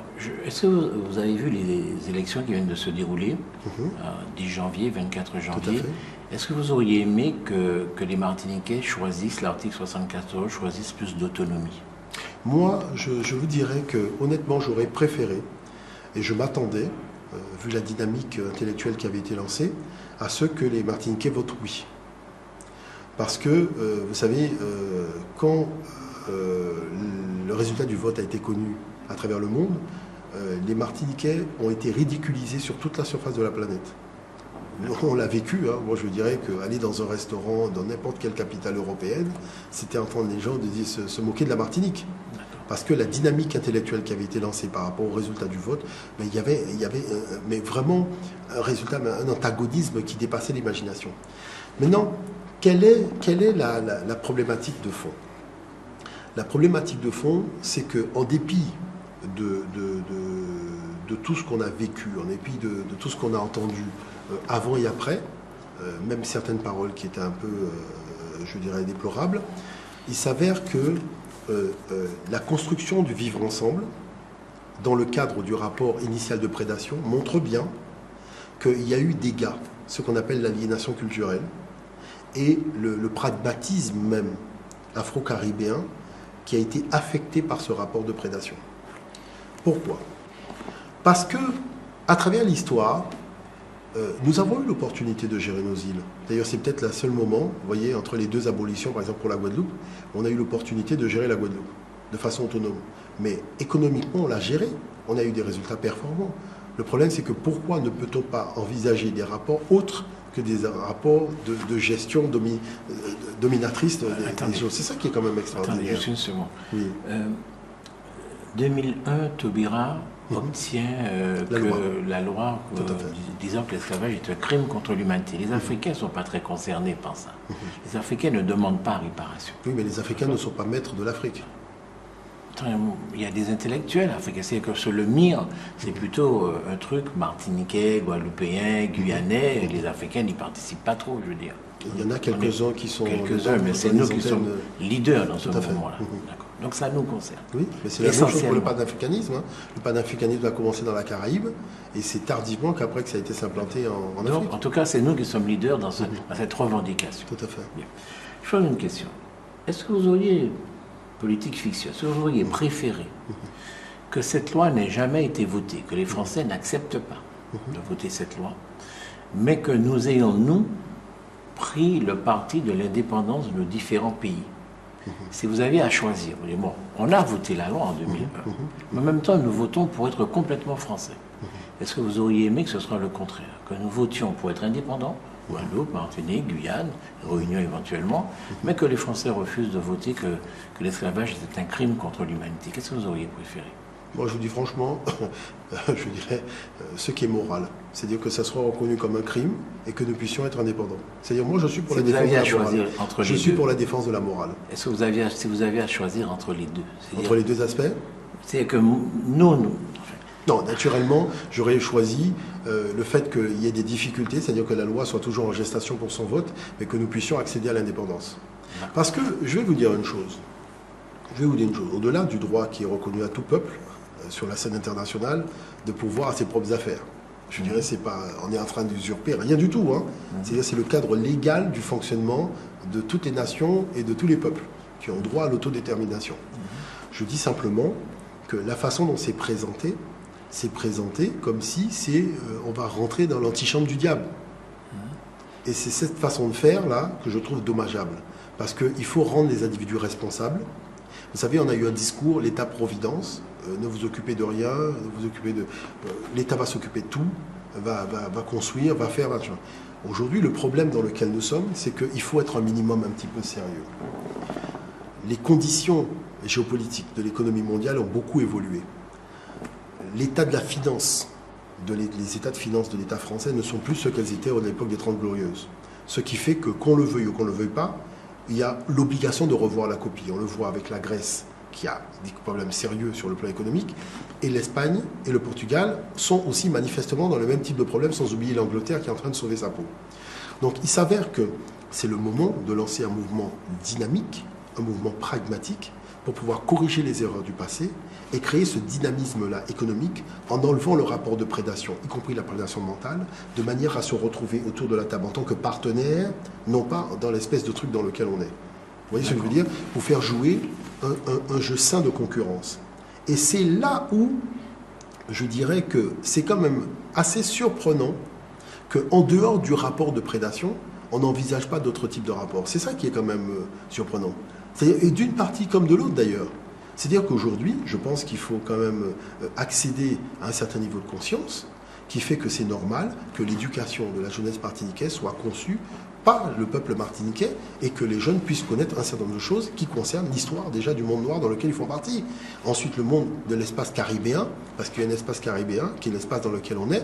Quelle est la nature de nos échanges avec cet espace-là? On a un savoir-faire. Est-ce que ce savoir-faire de la Martinique, le génie martiniquais, est-ce qu'il est mis en valeur dans les îles d'à côté? C'est tout ça la problématique. Pourquoi? Non mais c'est quand même important. Non, mais pourquoi la Martinique doit-elle envisager son développement avec des entités qui se trouvent à 10 000 km de là où elle est, alors qu'il y en a des entités qui sont à 20 km, à 30, à 100 km? Tout simplement parce que les moyens de communication ont fait que le monde est un village et que c'est vrai qu'il ne suffit pas que vous soyez mon voisin pour que je m'entende mieux avec vous que quelqu'un qui est loin. Ce n'est pas vrai. Le monde n'est pas totalement un village. Parce que si je prends, par exemple, le nombre d'avions, le nombre de Martiniquais qui atterrissent, je ne sais pas moi, en Jamaïque, par rapport au nombre de Martiniquais qui atterrissent à Paris, on verra que... C'est très difficile d'aller à la Jamaïque en avion. Raison de plus pour pouvoir développer ces relations. Je vais vous poser une question, deux questions. Césaire disait ça de l'Europe, écoutez ce monde blanc... Écoutez ces victoires proditoires, trompeter ces défaites. Est-ce que ce n'est pas une victoire prodictoire qui trompette une défaite lorsque vous réussissez, vous intellectuels, j'imagine que vous avez été de ce combat-là, à faire voter que l'esclavage est un crime contre l'humanité, grand bien vous en fasse, mais qu'en même temps, en Martinique, on est incapable de sortir de l'article 73. Est-ce que ça ne vous interpelle pas quelque part? Oui. Est-ce que vous avez bien rempli votre mission quand ça arrive? Alors, effectivement, ça nous apporte beaucoup d'éléments en termes de philosophie, en termes de réflexion, en termes de révision, aussi de la qualité et de l'énergie qu'on a mis dans l'explication d'un certain nombre de choses. Mais le problème, c'est qu'il y a des sources d'information et de formation qui n'ont pas changé de discours d'un hiatus. C'est-à-dire que toute l'histoire, vous voyez quand je parle d'humanité classique africaine, qui permet tout simplement de relativiser l'histoire et de faire rentrer l'objectivité dans l'histoire de l'humanité, eh bien, cette objectivité est absolument inconnue du peuple martiniquais, qui fait que ce peuple, le peuple forcément va fonctionner avec des œillères qui consistent à voir le génie de l'Europe, mais à ne pas pouvoir entrevoir le génie du monde noir d'une façon générale. Or, pour pouvoir se réaliser, il faut avoir la perception des deux génies, et même au-delà, puisqu'on fait partie du bassin sud-américain. Donc ça veut dire que quoi? Ça veut dire que il faudrait expliquer aux gens qu'un pays se gère comme une entreprise. Il y a les entrées et les sorties. À partir de là, il faut voir quelles sont les forces et les faiblesses dans différents secteurs d'activité de ce pays. Sachant qu'il y a une activité qui va être orientée vers l'extérieur et une activité qui va être orientée vers l'intérieur. À partir du moment où on décide de faire d'un certain nombre de postes, je dirais les éléments forts sur lesquels on va s'appuyer pour développer une économie, on va voir maintenant la réflexion au niveau de la monnaie, pour savoir quelle est la force qu'on va donner à cette monnaie pour tout simplement avoir la représentativité de ce pays sur la scène régionale, locale et la scène internationale. Et à partir de là, on lance un programme de formation dynamique en expliquant clairement aux jeunes générations, voilà les 2 ou 3 secteurs d'activité sur lesquels nous avons posé le développement et l'essor de ce pays, sachant que dans 10 ans, il va falloir muer parce que tel secteur d'activité va arriver avec telle problématique, il faudra pouvoir évoluer là. À partir du moment où les jeunes ont un message clair de l'orientation qu'ils doivent donner à leur formation professionnelle, à leur qualification, les secteurs d'activité économique dans lesquels ils doivent se lancer pour assurer le développement et l'autonomie commerciale de leur pays, mais les jeunes sont partants. Moi, je vois, vous savez, les peuples sud-américains, ils ne se sont pas lancés dans 36 000 secteurs d'activité. Ils ont pris l'informatique, ils ont dit, voilà, tout ce qui est technologie, on se lance à fond dedans, et tout ce qui concerne la cuisine, qui est leur cuisine.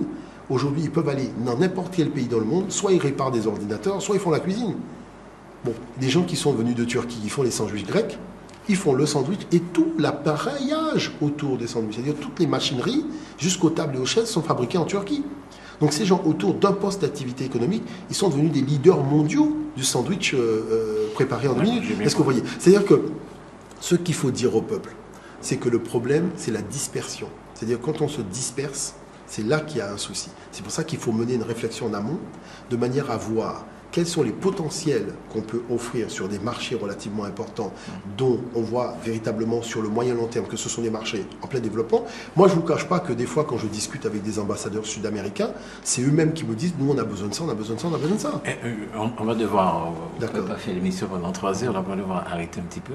Mais est-ce que vous avez une idée de ces 2 ou 3 secteurs forts sur lesquels pourrait s'asseoir notre développement? Mais rapidement. Hein, vous voyez, moi, il y a une chose quand même que je trouve vraiment fort dommage, c'est la façon dont le tourisme est organisé chez nous. Je trouve que le tourisme, il est déplorable. Et je vais vous dire vraiment pourquoi. Parce qu'il y a des îles à côté qui ont joué sur un tourisme de haut de gamme. C'est-à-dire que les prestations sont de très haute qualité, et qui fait que les gens qu'ils attirent chez eux et la nature des prestations qu'ils offrent à ces gens font que ces gens reviennent régulièrement. Vous voyez? La problématique dans laquelle nous sommes rentrés, de par un peu le truchement de la politique française, c'est qu'on a développé un tourisme vraiment de tous âges, de masse. Bon. Le problème, c'est que ce tourisme de masse, le client n'a pas toujours les moyens pour payer la prestation, mais il exige d'avoir une prestation de bonne qualité. Ce qui est quand même un peu problématique. Donc vous êtes pour un tourisme haut de gamme, vous, ici? Donc, c'est-à-dire un tourisme de masse et un tourisme, c'est-à-dire ce qui a été fait, tourisme de masse, hein, avec des exigences quand même de la clientèle. Bon, jusque-là, on peut encore tenir. Mais à partir du moment où la concurrence se fait sentir sur des places qui sont à 20-30 km de chez vous, avec un niveau de monnaie qui est inférieur à votre niveau de monnaie, qui fait que le concurrent peut offrir une prestation alors, quelle est la que solution? vous ne pouvez pas. La solution, c'est que je pense que moi, je verrais des prestations touristiques basées autour de la santé.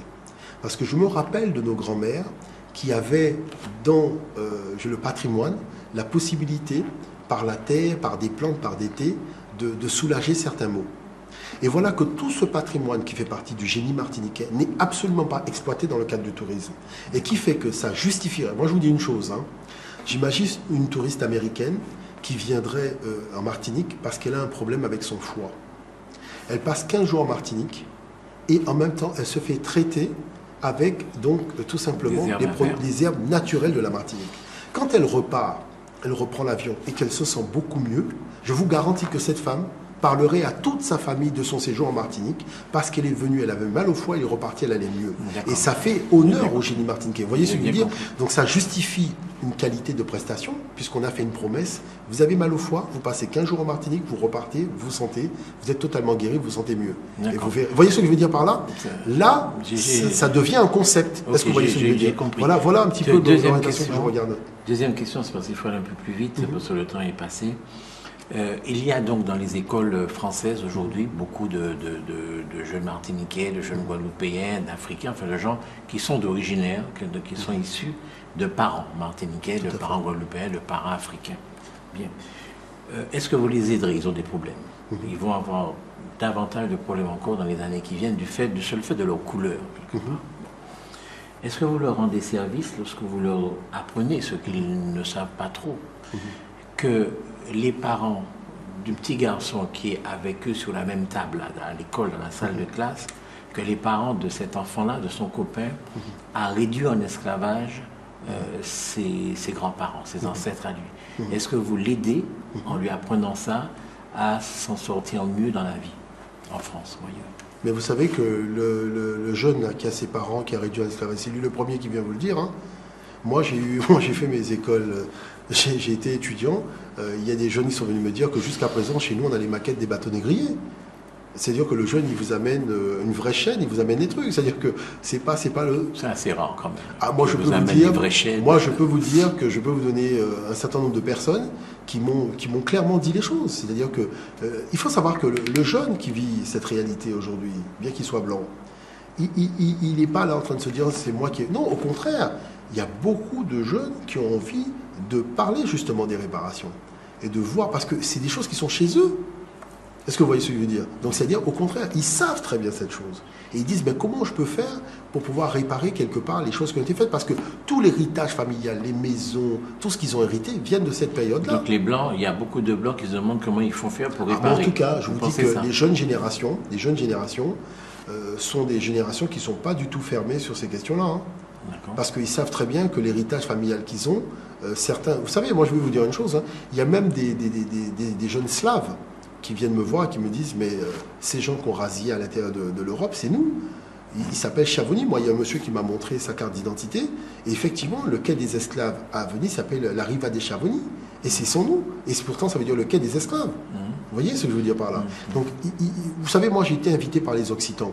Les Occitans, ce sont des Français qui vivent dans le sud de la France. Quand vous allez chez eux, il n'y a rien écrit en français.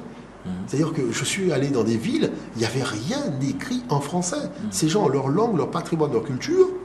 Et ils disent, mais au contraire, il faut pouvoir faire exister ces cultures et ces langues-là. C'est-à-dire que la démarche, elle n'est pas uniforme. On voit bien qu'aujourd'hui, il y a un monde qui cherche à exister. C'est le monde qui a été écrasé par les siècles d'impérialisme. Et ce monde-là dit, mais nous avons nos originalités culturelles, nous avons nos potentialités. Tout le monde sait très bien que l'économie d'un peuple est basée sur sa culture. Est-ce que nous pouvons nous en sortir sans cette réparation? Non, je pense que, je vais vous dire une chose. La réparation, ce n'est pas pour nous, c'est pour l'Europe même. Parce que l'Europe déclare le pays des droits de l'homme, ils sont Batman et Superman. Ils savent très bien ce qui s'est passé. Donc, c'est-à-dire qu'il faut pouvoir leur permettre à un moment de redevenir humains. Tout autant qu'il n'y aura pas eu de réparation, ces gens ne sont pas redevenus dans le cadre des humains. C'est-à-dire qu'ils s'invitent sans avoir de carton d'invitation, mais il faut savoir une chose, pour redevenir, je dirais, pouvoir s'asseoir sur la table des humains, ils doivent réparer. Parce qu'ils savent très bien ce qu'ils ont fait. C'est une question de principe alors. C'est une pétition de principe pour la moralité et le bien-être de l'humanité à l'avenir. Voyez. Et la deuxième chose que je dirais, c'est que le petit jeune qui découvre, voilà un autre petit jeune dont les parents ont participé à l'esclavage et compagnie. Ça montre bien que cette histoire n'est pas une invention. Parce que moi, je vais vous dire une chose. On demande à des gamins, ta mère, et ça, ce sont des devoirs qu'on donne aux jeunes à faire quand ils viennent faire des études dans l'Hexagone et ailleurs. Ta mère avait quoi comme métier? Ta grand-mère avait quoi comme métier? La mère de ta grand-mère avait quoi comme métier? Et la grand-mère de ta grand-mère avait quoi comme métier? Il y a un moment où l'enfant prend conscience que dans sa généalogie proche, il a des parents qui étaient esclaves. Est-ce que vous voyez? Oui. Et là, vaut mieux que l'enfant le sache avant, qu'il le découvre dans un cadre d'un devoir de classe qu'on lui a demandé, quand il commence à appeler ses parents en Martinique pour lui dire, mais maman, la grand-mère de grand-mère, elle était quoi?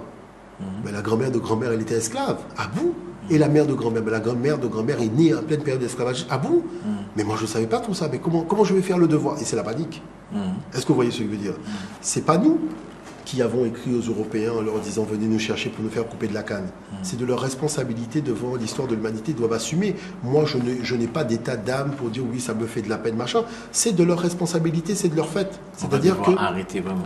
Oui, tout à fait. Non, c'est-à-dire c'est de leur responsabilité. Maintenant je dis qu'en tant qu'individu, garant d'une certaine moralité dans l'histoire de l'humanité, ils doivent réparer, ils doivent assumer aussi leurs actes. Voilà, moi je dis simplement, ils doivent assumer leurs actes. Autrement, de mon côté, je continue mon parcours historique. L'histoire du peuple africain ne se réduit pas à l'esclavage et à la colonisation. Ça fait 200 000 ans que l'homme noir existe. La colonisation et l'esclavage représentent 0,01% de notre parcours. Vous n'êtes pas du tout métis, vous? Moi, je me considère comme africain. D'accord, mais vous êtes métis ou pas? On est tous métis, mais vous savez, tous les humains viennent d'une seule couche. Vous privilégiez votre partie africaine, quoi. Totalement. Vous avez une raison pour ça? Parce que tout simplement, je pense que quand on regarde nos arts et nos traditions, notre fonctionnement, on voit bien que ça vient d'une région qui est l'Afrique. Excusez-moi, mais j'ai pas senti ça pendant l'heure et demie que nous avons passé ensemble. En tout cas, je me définis comme africain caribéen. Oui, j'ai vu que vous êtes un afro-caribéen. Vous n'êtes pas, je me demandais, vous êtes martiniquais ou guadeloupéen. Vous vous définissez plus comme un afro-caribéen que comme un martiniquais ou un guadeloupéen. Voilà, comme un africain caribéen, effectivement. C'est embêtant comme ça. Il n'y aura jamais de martiniquais, quoi. Ce sera toujours afro-caribéen. Non, pas du jamais tout. de martiniquais. C'est-à-dire, non, pas du tout. Au contraire. Ça fait de la peine. Mais au contraire, mais pas du tout. Mais attendez. Mais pas du tout. Vous savez, l'Australien, hein, Oui. quand il dit qu'il est australien, mais il fait toujours les mêmes fêtes qu'il avait en Angleterre. Oui, Il a toujours les mêmes rites, il a toujours les mêmes noms, les mêmes traditions. Moi, je ne fais pas les mêmes fêtes qu'en Europe. Je suis martiniquais. Voilà. Je suis martiniquais. Je ne suis pas afro-caribéen, moi. Non, mais beaucoup d'arts et de traditions de la Martinique viennent de l'Afrique. Je l'ai démontré hier. Oui, mais je suis martiniquais. Je ne suis pas afro-caribéen. Je suis être martiniquais. le Martiniquais n'est pas sorti du jour au lendemain de la terre de la Martinique. Il vient bien de quelque part. Oui, je suis Il faut martiniquais. assumer. Non, il faut assumer. Mais je suis martiniquais. Non, mais il faut assumer le quelque part d'où on vient, parce qu'il y a Attendez, les Français, ils vont pas dire je suis franc ou wisigoth. Ils sont français. Mais non, justement, le Français le dit, parce qu'il sait qu'il vient d'une culture, il est porteur, moi ambassadeur aussi, d'une région. je suis d'une culture, Mais je suis martiniquais. Mais vous n'êtes pas martiniquais. Martiniquais, ça veut dire quoi? Voilà, très bien. Mais être martiniquais, non, c'est-à-dire que, regardez, je vais vous dire une chose. Oui. Vous êtes un Africain caribéen de la Martinique. Non, je Parce que suis la culture, martiniquais, mais non, excusez-moi. parce que la culture du Martiniquais n'a pas été inventée en Martinique. Ah bon, et pourquoi vous dites ça? Parce que la culture Mais de la Martinique... il n'y a pas de culture pure, comme il n'y a pas de race pure, je veux dire. Donc, je suis martiniquais parce que je suis d'un peuple qui est géographiquement déterminé, qui est culturellement déterminé, oui, mais c'est vous qui parlez de physiquement culture pure. déterminé. Mais c'est vous qui parlez de culture. Moi, je ne parle pas de culture pure. Je dis que notre culture a des racines au niveau de l'Afrique. Forcément, ça ne m'empêche pas d'être martiniquais. Oui, donc il n'y a pas de culture pure. Je suis d'accord avec vous. Non, donc je peux être martiniquais même si ma culture vient de partout. Je vous dis une chose. Je suis pour eux à tous les souffles du monde. Je vous dis une donc, chose. vous n'avez pas le droit de me dire que je suis pas martiniquais. Dites ce que vous êtes, c'est le problème. C'est-à-dire que le projet politique, oui. C'est-à-dire le projet politique, oui. Mais sur le plan du patrimoine, oui. Non, le patrimoine a des racines. Oui. Et quand on veut connaître l'originalité de la culture de la Martinique, on est obligé de voir les racines. Certainement, mais de tous les peuples, de toutes les civilisations, pas seulement martiniquais. Ça n'empêche pas aux gens de dire je suis anglais, je suis écossais, je suis français. Nous sommes martiniquais, nous sommes les seuls à être incapables de dire qu'on est martiniquais. Non, mais l'américain, non, mais c'est pas ça, l'américain qui est blanc. Oui. Il se définit comment? Il dit il est WAPS. Il dit américain. Non, il dit les WAPS. Non, bah ça c'est non dans un Mais autre rapport. mais Mais si vous lui demandez, je suis américain, comme le noir américain, Non, mais je suis américain. l'Américain, quand il a construit Oui. la Maison Blanche et compagnie, il Oui. a utilisé le patrimoine culturel de quoi? De l'Europe. Oui. C'est le patrimoine culturel de l'Europe qu'il a reconstruit chez lui. Non, on est d'accord. Bon, Ça ne l'empêche pas non, d'être oui, américain. Mais le patrimoine culturel du Martiniquais, vous allez le prendre Ça en Europe? n'empêche pas d'être américain. Non, mais le patrimoine culturel des Martiniquais, vous allez le prendre où? Je suis pour eux à tous les souffles du monde. Donc je le prends partout. C'est pas un Non, problème. On peut pas bâtir Bien sûr que c'est comme ça que se bâtissent toutes les cultures. Mais non, parce que les attendez, cultures c'est ont des évident. antécédents historiques. Il y a Oui. une signification. Quand on fait un mur comme ça, ce mur a une signification culturelle. Un mur chinois Oui, ne peut non. pas être comparé à un mur indien, qui ne peut pas être comparé à un mur asiatique. Si nous, La on culture vient d'un martiniquaise Oui. existe, c'est évident. Quoi. Elle est composée par un apport indien, par un apport africain, par un apport européen. Et je suis martiniquais. Oui, mais Je suis dans la quel cadre composante de cet tout ça. apport c'est géré? Peu importe le cadre. Je Mais suis non, mais le cadre martiniquais, est mais pour peu beaucoup. importe le cadre. Certains étaient dans une maison Je sais où on pas. était en train de couper de la canne. Je ne suis pas maître du cadre. Je suis martiniquais et moi je pense que je peux m'en sortir dans ce Au monde. contraire, je dis mais m'entends effectivement. en étant martiniquais. Mais je vous dirais, vous irez plus vite en reconnaissant que vous êtes afro-caribéen, D'accord. martiniquais. Excusez-moi, je suis martiniquais.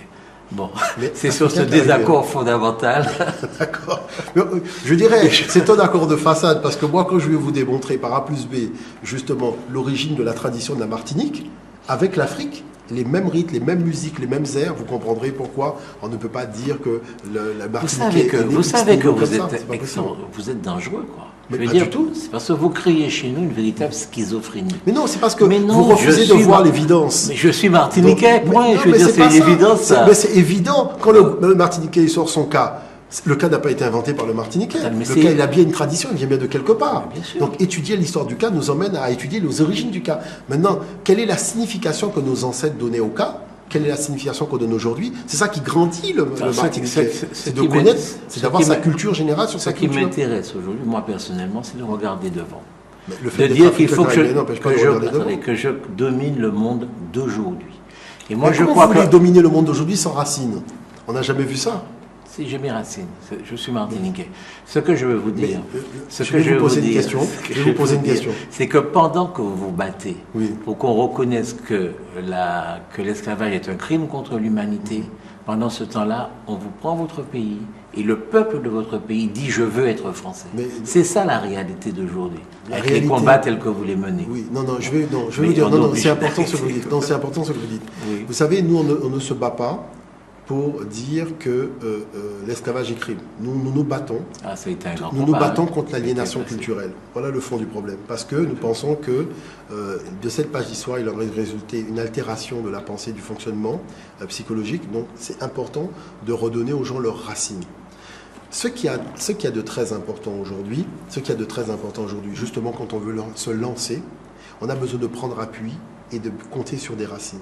Parce que ce sont les racines qui donnent la texture et la culture, c'est-à-dire l'enrobage mental, psychologique, à la puissance de ce que vous allez faire. Pas besoin d'aller en Afrique Maintenant, chercher ça. maintenant la Martinique On va en Afrique. la Martinique a été fondée sur quelles valeurs? Ce ne sont pas des valeurs de Martiniquais. La Martinique a été fondée sur des valeurs françaises pour une exploitation de l'homme par l'homme. C'est ça le projet de la Sans Martinique. rien de français, ça. L'exploitation de l'homme par l'homme, c'est pas une caractéristique française, je veux dire. Ça a toujours existé dans toutes les sociétés, dans toutes les civilisations. A été fondée dans le cadre d'un projet d'exploitation de l'homme par l'homme. D'accord? Donc, si vous êtes martiniquais, commencez par changer le nom de la Martinique. Ah bon? Trouvez un autre nom. Mais la Martinique a été fondée, le mot Martinique a été trouvé par des gens qui avaient un projet civilisationnel de l'exploitation de l'homme par l'homme. Oui. Vous voulez récupérer la paternité du territoire? Trouvez un autre nom. Pourquoi? Donnez d'autres valeurs à ce pays. Pourquoi Parce vous voulez que je c'est des change valeurs de nom? l'autre. La Martinique, je l'ai créée autant que les autres, je veux dire. Je Vous l'ai l'avez créé créée. comment? En la subissant. Oui, en la subissant. Mais Vous l'avez créé. Mais on ne peut pas subir et créer. Si. Parce que ce que vous êtes en train de dire là est encore plus dangereux. Ça veut dire que les maîtres de la Martinique, ce sont les béquets. Parce que selon vous, c'est eux qui décidaient, Alors, c'est eux qui moi, je vais manageaient, vous raconter donc ils une sont histoire. maîtres. Et ça, c'est Je dramatique. vais vous dire une ce chose. discours-là. Mais enfin, Il y avait un pays qui s'appelait la Haute-Volta, oui, qui avait un niveau de corruption très élevé. Oui. Arrive Thomas Sankara qui dit, ce pays, il faut que nous puissions le fonder nous-mêmes avec des valeurs différentes. Oui. il crée le Burkina Faso. Oui. Vous prenez n'importe quel rapport de n'importe quelle organisation internationale, vous verrez que le niveau de corruption a chuté. Oui. Parce qu'il a donné à son peuple J'en un sais idéal rien de si valeur. ça a chuté, Mais moi, parce en tout que cas, moi, j'ai vu Compaoré les n'est pas documents. mieux que les autres. Non, en tout cas, moi, j'ai vu les documents Je sais pas si ça a et j'ai chuté. vu l'article qui a été fait dans le Times à ce sujet-là. Parce qu'il a donné des valeurs civilisationnelles propres à son peuple, le résultat a été différent. Donc moi, ce que je veux dire par là, c'est que la Martinique a été créée sur un projet civilisationnel très précis. Oui. Si vous voulez donner une autre orientation, vous êtes obligé de vous asseoir pour définir un projet civilisationnel différent, bien dans sûr. lequel le nom de l'île ne serait pas la Martinique. Mais ça, c'est votre problème. Je veux dire que Césaire a dit, attendez, les nègres, c'était les nègres. Césaire a pris ce nom, il l'a gardé, et puis il l'a magnifié. Non, mais c'est-à-dire que il n'a pas dit les nègres ne s'appelleront plus nègres. Non, dit, bon, c'est-à-dire voilà. que, vous savez, quand on fait une équation mathématique, quand on dit 2 et 2 font 4, si on veut obtenir 4, il faut mettre 2 et 2. Oui. Vous voyez, si on met 2 et 1 et on veut obtenir 4, moi je dis faites ce que vous voulez faire, moi je suis plus dedans. Moi je sais que c'est 2 et 2 qui donnent 4. C'est-à-dire c'est un raisonnement logique qui aboutit à un résultat logique. Maintenant si on veut faire un raisonnement qui n'est pas logique, qui aboutit au résultat... L'histoire là, et les civilisations, En tout cas, moi je vous dis ne une sont chose, pas des je vous équations rassure, mathématiques. je vous rassure, je vous dis que vous avez très peu de chances d'arriver à bon port. Parce qu'il faut connaître le fonctionnement de l'humain, il faut connaître ce qu'on appelle la tradition, la valeur de la culture. Vous savez, la culture d'un homme, c'est l'essence même de cet homme. Non, moi, j'ai vécu en Afrique. Je connais tout ce que vous me dites là. Je dis que je suis martiniquais. Point. Je n'ai pas besoin d'avoir des références à toutes les... D'abord, j'aime pas, je vous le répète, quand vous dites l'Afrique. Je veux dire, ça ne veut rien dire. Parce que la Côte d'Ivoire et le Burkina Faso, qui sont d'ailleurs des créations complètement folles. Moi, je vais vous raconter quelque chose. Il y a, vous savez que le Burkina Faso est au nord de la Côte d'Ivoire. Tout à fait. D'accord. Il y a une réserve là, dans le nord de la Côte d'Ivoire, qui s'appelle Wango Fétini. C'est une réserve naturelle. Et il y a une tribu qui s'appelle les Lobis, qui sont une tribu de chasseurs et qui chassent. Donc quand ils ont un troupeau, eh bien ils chassent, ils peuvent le chasser pendant des semaines, quoi. Eh bien nous, on était justement en Afrique à ce moment, on était à la Wango Fétini, quelques semaines après seulement que les Lobis aient tué le gardien de cette réserve. Pourquoi? Parce qu'ils poursuivaient un troupeau. Le troupeau est rentré sur cette réserve naturelle et le gardien leur a dit « Ah, c'est une réserve naturelle ». Les mecs, ils l'ont tué parce qu'ils ne comprennent pas ce truc de réserve naturelle. Quand on va au Burkina Faso, ce sont des frontières complètement artificielles créées par le colonisateur. Et les problèmes qu'il y a en Côte d'Ivoire aujourd'hui, c'est justement ça, tous ces voltaïques qui sont de la même tribu, quoi. Donc tout ça est complètement... l'Afrique, quoi. Non. Mais tous les pays sont le différents. même colonisateur qui a fondé Non, ça, qui a fondé la loi du dédommagement des colons. Je suis devenu quelque chose. Je suis moi. Oui, mais pas dans l'espace créé par le colonisateur. C'est pas possible. D'accord. Donc vous voyez, vous êtes technicien de l'échec. Non, c'est pas ça. Vous nous prédisez l'échec. Non, je ne prédis pas l'échec. Moi, je vous dis que je vais gagner dans ce cadre-là. Mais on peut pas parce gagner. Que c'est mon pays. On peut pas gagner sur un terrain de jeu dont les fondements ont été définis par l'autre. C'est pas possible. Vous devez avoir votre propre terrain de jeu. Mais je redéfinis. Alors, autrement dit, il n'y a pas de problème. On va faire comme les Américains, on va retourner en Afrique, on va créer un pays pour nous. Non, je n'ai pas dit ça. C'est ce que vous êtes en train de dire. Je dis simplement, je dis simplement qu'au contraire, c'est très beau. Vous savez, il n'y a pas que le Burkina. Le Zimbabwe a fait la même chose. C'est la Rhodésie. C'est de revenir au Zimbabwe. Est-ce que vous voyez ce que je veux dire par là? Attendez, vous croyez que c'est toujours positif, ça? Ce qui se passe au Zimbabwe? Mais c'est toujours le même prédateur. Non, c'est pas le même prédateur. Là, il y a un gars qui s'appelle Mugabe, c'est pas un blanc. Non, mais attendez. C'est pas un blanc. Et le noir, oui, je vais étudier. C'est pas nous avons été sur Africa 24 affronter deux experts américains sur la question. Vous voyez? Et on a posé une question très simple. Est-ce que Mugabe a voulu acheter des terrains en Angleterre? Est-ce que l'Angleterre a voulu acheter des terrains au Zimbabwe? Parce qu'il faut déjà répondre aux questions fondamentales pour déjà dégager la nature du problème. Il faut arrêter. Non, il faut arrêter l'émission. Oui, d'accord. Bon, ceci dit, je dirais c'est votre point de vue. Au contraire, on est là pour discuter, pour trouver, je dirais, la terre d'entente. Mais je serais ravi vraiment de vous présenter les fondements véritablement techniques précis qui font que tout projet de construction de nation s'appuie sur un idéal civilisationnel propre. Et ça, on peut pas y déroger. Malheureusement, on ne peut pas y déroger. D'accord. Ce projet civilisationnel propre, je vais le créer, moi, ici. Donc, vous êtes M. Jean-Philippe Omotunde. Monsieur Jean-Philippe Omotunde, je vous ai dit que j'allais vous prouver que vous n'êtes pas heureux d'être en Martinique. Alors vous vous demandez sans doute pourquoi. C'est parce qu'à l'Atrium, vous avez eu l'air très ennuyé d'observer qu'en Martinique, on va beaucoup au casino, qu'on roule beaucoup en 4x4 et que vous avez dit, mais au lieu de régler vos problèmes, vous allez au casino et vous roulez en 4x4. Vous ne pouvez pas être heureux tel que je vous ai vu là, dans ce pays-là. Effectivement, c'est le côté qui m'a énormément déçu.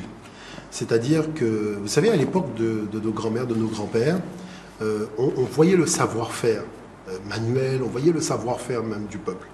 Aujourd'hui, je dirais qu'on développe la Martinique à partir de franchises, de savoir-faire qui viennent de l'extérieur, qu'on applique tout faire en Martinique, et on penserait que quand on a un peu de temps, les gens vont dans la montagne pour essayer de voir ce qu'il y a, voir ce qu'on peut transformer, essayer de voir ce qu'on peut... Non, le week-end, les gens sont dans leur bateau, d'autres jouent au PMU, les autres sont au casino. Moi, j'étais impressionné de voir comment le parking d'un casino à Fort-de-France était rempli de voitures, et pas des petites voitures. Je me dis, mais on a l'impression d'être à Las Vegas ici. Vous voyez, ce qu'il y a de relativement surprenant, c'est que c'est une terre où nous avons été esclaves d'un système, vous voyez.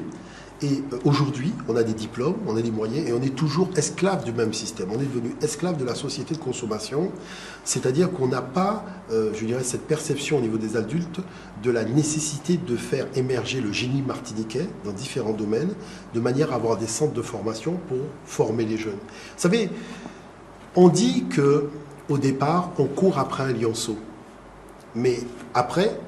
on peut se retrouver dans la situation où on se met à courir parce que le lionceau qui est devenu un lion, il a envie de vous dévorer.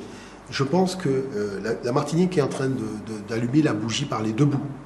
Parce que les gens qui se comportent comme ça, au-delà du fait de se comporter en irresponsable, ils oublient qu'il y a une jeunesse qui attend d'eux des responsabilités d'adultes. Et on voit énormément des arlequins, c'est-à-dire des gens qui pensent à s'amuser, alors qu'il y a quand même de vrais projets à bâtir parce qu'il y a des problèmes sérieux qui touche vraiment à la jeunesse et que je pense que les temps que nous avons au niveau du week-end, nous devons les utiliser pour nous retrouver par corporation de métiers, pour élaborer de vrais projets martiniquais. La Martinique doit pouvoir se développer sur la base d'un génie martiniquais, c'est-à-dire une production martiniquaise qui doit après rayonner à travers le monde. Merci beaucoup, Monsieur Jean-Philippe Omotunde. Chers amis de Canal Martinique Télévision, chers amis du canal local, vous qui nous regardez sur FM+, 88.9 ou bien sur le net, kmttélévision.com, vous avez assisté à cette conversation pendant près de 2 heures avec Jean-Philippe Omotunde. Merci de votre confiance, merci de votre fidélité et à très bientôt.